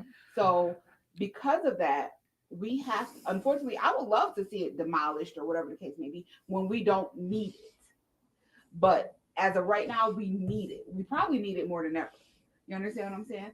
So we have to fight for these. We have to fight for the fairness. We have to fight for us. So if you're not registered to vote, please go out there and vote. Those are the ways that we make a difference, by actually coming to the polls, coming together in our community to solve these problems. Just like Shamika said, if it's not there, we got to make it for our kids. If they are the only people that are in politics, you best believe we getting the crumbs coming down the line. You know what I'm saying? If there's not a brown, yellow, black person at the table when these big decisions are being made, they're not thinking about us. Mm-hmm. They don't care to think about us. They don't want to think about us. So we have to make sure that we are in positions to make these decisions. And the only way we do that is, number one, by education. And number two, if we got to break down the door, well, let's break down the doors. Like our ancestors marched and did all these things. And I'm not saying that we got to go out there and be violent or whatever the case may be. And I'm not saying that we got to march, because a lot of people think that marching didn't really do nothing. But it did. It did a lot. Shame on those people. Right. Exactly. Because it gave them exactly what the ability to say they didn't do nothing. But like sitting in the center. There are ways that we can do things. And with computers and technology, there are so many things that we can do as our people. Our culture is building America. It's funding America. Yeah. So we got to stand up for ourselves, because if we don't, nobody will. I know I'm going from affirmative action to something different, but it's all in the same realm. Yeah, it's all connected. For instance, the state of California banned affirmative action approximately 25 years ago. And with the banning that, only 7% of Black people and brown people were enrolled in higher education schools. Now in 2022, 2%. So this is what. But that's become less on them, though. So here I go right back. Go ahead. My opinion is maybe a little bit unpopular. No, but we've stopped valuing that. We've stopped as a culture valuing higher education, right? So everybody's an entrepreneur now, which is dope. You know what I'm saying? I come from a family of entrepreneurs, so I'm not at all discounting that. But sometimes we ain't willing to do the research of what it takes to be an entrepreneur, how to be a successful one. So everybody got this I don't want to work for nobody mentality. I don't care what you're doing, you're working for somebody. Right? And I'm of this notion, I don't work for anybody, I work with people. I work for a roof over my head. I work for a car to drive. I work for my kid to be fed. Right. But I work with, right? But we have that for stuck in our head, and I ain't working for nobody for such and such and so. Right? Well, somebody got to do it. And if an entrepreneur, you're going to want somebody to work for you. Do you want them to have that attitude? You know, it's stages and it's steps. But we hear people say a lot. I hear this all the time. I started hearing as soon as I graduated. Oh, you think you're all that because you got a degree? Yeah. I don't need no degree. Young lady came looking for me. Young lady came talking to me. She was like, you know, you anybody that's hiring? And I said, well, what you want to do? She's like, I don't really know. People be wanting you to have degree stuff. I ain't going that route. I don't want all of that. Every 3 months, she looking for a job. Who hiring? Well, guess what? Now I ain't saying that's the end all be all, because people get degrees and don't ever work in that field at all whatsoever. But it's some balance here. So we need people that's gonna get them educated degrees. We need people that's gonna be entrepreneurs. We need people that's gonna be the artists and musicians. Everybody can't do the same thing. Right. We got such a case of stay in your laneism. It is horrible because we don't. We all want to do what everybody else is doing. When we start telling our kids again, hey, there's some value in getting this type of education. Right? You interested in this, so let's do it. Because they're not forcing us out of school. No. They're not denying us out. What I strongly believe, you cannot legislate morality. You can't legislate more. I can say there's a stop sign and you need to stop at each corner because that's a safety issue. That's just facts. If we all driving at the same time, we're gonna crash. But it's like the abortion rights. You can make abortion illegal. But don't you know women been doing abortion since the beginning of time? You ain't gonna stop them. Way to do it if they really want to. Now, what you're gonna stop is you're gonna stop people from doing it safely. Right. So what you're gonna do, you know, here I go. People gonna kill me for this one. People think Margaret Sanger came to be. She developed Planned Parenthood to extinguish Black folks. Margaret Sanger wasn't thinking about Black folks. Not until way later when she hooked up with Black folks who also believed the same stuff that she believed. That's a whole nother story. Originally, she came out to help immigrant women. These immigrants were moving here in mass numbers, right? And so these fathers working in these factories, these mothers having 10, 11, 12, 13 kids. Margaret Sanger went to jail over and over and over for contraception because she was giving women those vaginal films that you put in so that you don't get pregnant. Because guess what? My body can't take 16 kids. You know what I'm saying? Now that baby 17, now I done died in childbirth and I got 16 kids that got to go to the state. That's why abortion became legal, because you had people literally in back alleys dying. Women gonna get an abortion if you can't force me to have no baby if I don't want to. I'll throw myself down the stairs, punch myself in the stomach, drink some hot sauce, whatever. You know, that ain't no remedy, y'all. So please don't take that in. I don't know that for real. I'm just saying, but I'm just meaning like when it comes to moral things, it's just like you said about affirmative action. They're not supposed to discriminate, right? But like you said, what Samika's gonna get a job, right? My college roommate, she was the whitest white girl you ever met, right? She got these little catalogs, and I wanted the catalogs too. So she said, oh, I'll order you some. I said, cool. So she called to order it, and she just on the phone with the lady. They just are laughing and talking. So the lady goes, oh, what's your name? And the girl, my roommate goes, Samika. And then I heard her go, hello? She said, oh my God, I think I just experienced racism. She said, because after I said my name was Samika, she was really rude to me. Right? So even though there's a law, that don't stop how I morally feel about you if your name is Karen, or listen, y'all kill me with the Karens because we come from the Becky days. So, you know what I'm saying? But you know what I mean? Like those things you can't legislate. So again, we got to put in our kids. When desegregation harmed us, Martin Luther King said, I fear I've integrated my people into a burning house. And that's what happened. Right? Because we want to be like everybody else so bad. We forget our own strengths and the own things that we can do. You know, Black Wall Street wasn't exclusive. There were Black Wall Streets all across this country. Absolutely. And I'm just learning about that now. We didn't have to, you know, go and beg and borrow. Oh, we wanted a road. Guess what? We know 3 people, our uncle, cousin, and nephew, they know how to do some blacktop this ourselves. You know what I mean? Or whatever the case was, but we've forgotten that. So busy trying to integrate. So busy trying to be in there. And now we've gotten sensitive with our integration, right? So this ain't for nothing. And Yaji, you know you're my favorite person in the world. But I watch so many little Black girls go to prom with long blonde hair. Right? So I said, now next year, if the white girls come out with afros, is we gonna be mad at them? Are they appropriating our culture? You know what I'm saying? Now ain't nothing wrong with it because they looked absolutely stunning. You know what I mean? They were absolutely gorgeous. But we don't know what we want. We're at this place where we want everything, and then we don't want to do it, and then we don't want nobody else to do it, and then we're angry because my name ain't on it. Yep. We gotta figure out what we want as a people. Because affirmative action, with it or not, guess what? We got a whole bunch of HBCUs. So I don't gotta go to your school. You know, and those HBCUs have created excellence. And they've created excellence. The people at the top of our culture everywhere went to HBCUs. We gotta stop thinking that what they got is better than what we got. And appreciate what we got, take care of what we got, send them donations into what we got. Them little $5 and $10 make a big difference. Obama his whole campaign was funded with less than $20 donations. Less than $20 donations. But you got enough people dropping that $20. Yeah. Right? So we just our priorities have changed. When we reprioritize, then we right back where we need to be. I look at the cheerleaders and stuff like that. Y'all be working. You know what I mean? Yeah, I saw a lady post the other day. She said, "Yeah, if it's football or basketball, they get so much praise, but these girls been out and they've been bringing home these titles. Y'all ain't waiting on somebody to do it. Y'all doing it yourselves, and y'all showing them young girls. I don't gotta wait on somebody to give me no accolades. People are always like, oh, you should say this. It's really embarrassing for me to talk about, oh, I've done this and I've done that. It embarrasses me. Like, it makes me feel really, I don't know, it makes me feel some kind of way. I'll tell you what I'm about to do. I got an event coming up because I want y'all to be there. You know what I'm saying? But after, it's really hard for me to do that. But we have to put ourselves in those spaces where, hey, guess what? We worthy. We worthy just because we worthy. We are just as intelligent. We are just as brilliant as any other white school, university, college, as any white community. I'm driving down Bailey Avenue with my daughter last night, right? So she had made a comment about it being the ghetto. And I said, yeah, well, watch this. So we got right to where the VA hospital is, right? Change it real quick. I said, now go down that street right there, and there's multi-million-dollar homes.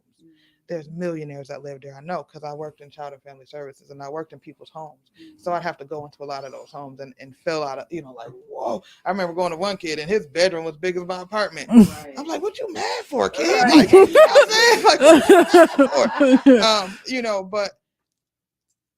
But we have to see how those things play. And I said to her, well, what makes this the ghetto?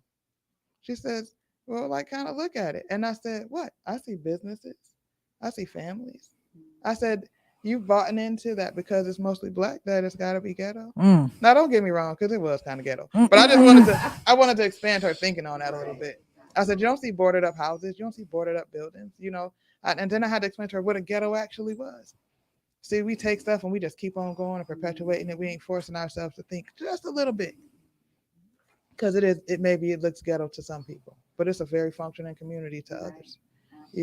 So it's perspective, it's accountability. We don't gotta wait on nobody, because you can't. As long as my name's Tamika, I'm going. There's gonna always be people who turn their nose up because I walked in the room. You know what I'm saying? Because my name was Tamika. My homeboy, we used to work together in child family services. He was Polish, and he grew up in an Italian neighborhood. And so we would argue about. He would say, "Well, I had it just as bad. You know how hard it is growing up Polish in an Italian neighborhood." I said, "How did they know you was Polish?" He said, "Because my last name is." I said, well, guess what? My last name's Sullivan. Right. But when I walk in the room, they know I'm black. Right. I don't have the pleasure of saying, hey guys, I'm so-and-so. And now you just assume that I'm black. When I walk in the room, my skin color is there. Right. That's why nobody else can put their plight against ours. LGBTQ, all those things, and they all want to compare it. It's not. Every struggle is its own, and it's all valid. But it's not the same, because just walking in the room, Frank walked down the street, certain people going to hold their purse a little tighter. They're going to cross over or something like that. They don't know he the most gentle giant in the world, but they see that black skin. So we got to value it. We got to value it more than anybody else, because we keep on giving it to the other folks to value us. All right, guys, it's been real, and it's Fatima Fridays, and y'all already know. It's a party, it's a party, it's a party. Thanks for joining us. Yes. TGIFF. Thank God it's Fatima Fridays, going down every Friday at 10 a.m. right here on Radio. Listen, you don't want to miss the Dear Auntie Letter, the prizes, the giveaways, and the community conversation. It's lit, it's fire, it's a flame, it's off the chain. With my homegirl Fatima Mathews, so lit, I had to call it Fatima Friday, so I say it again, like I said it before. TGIF.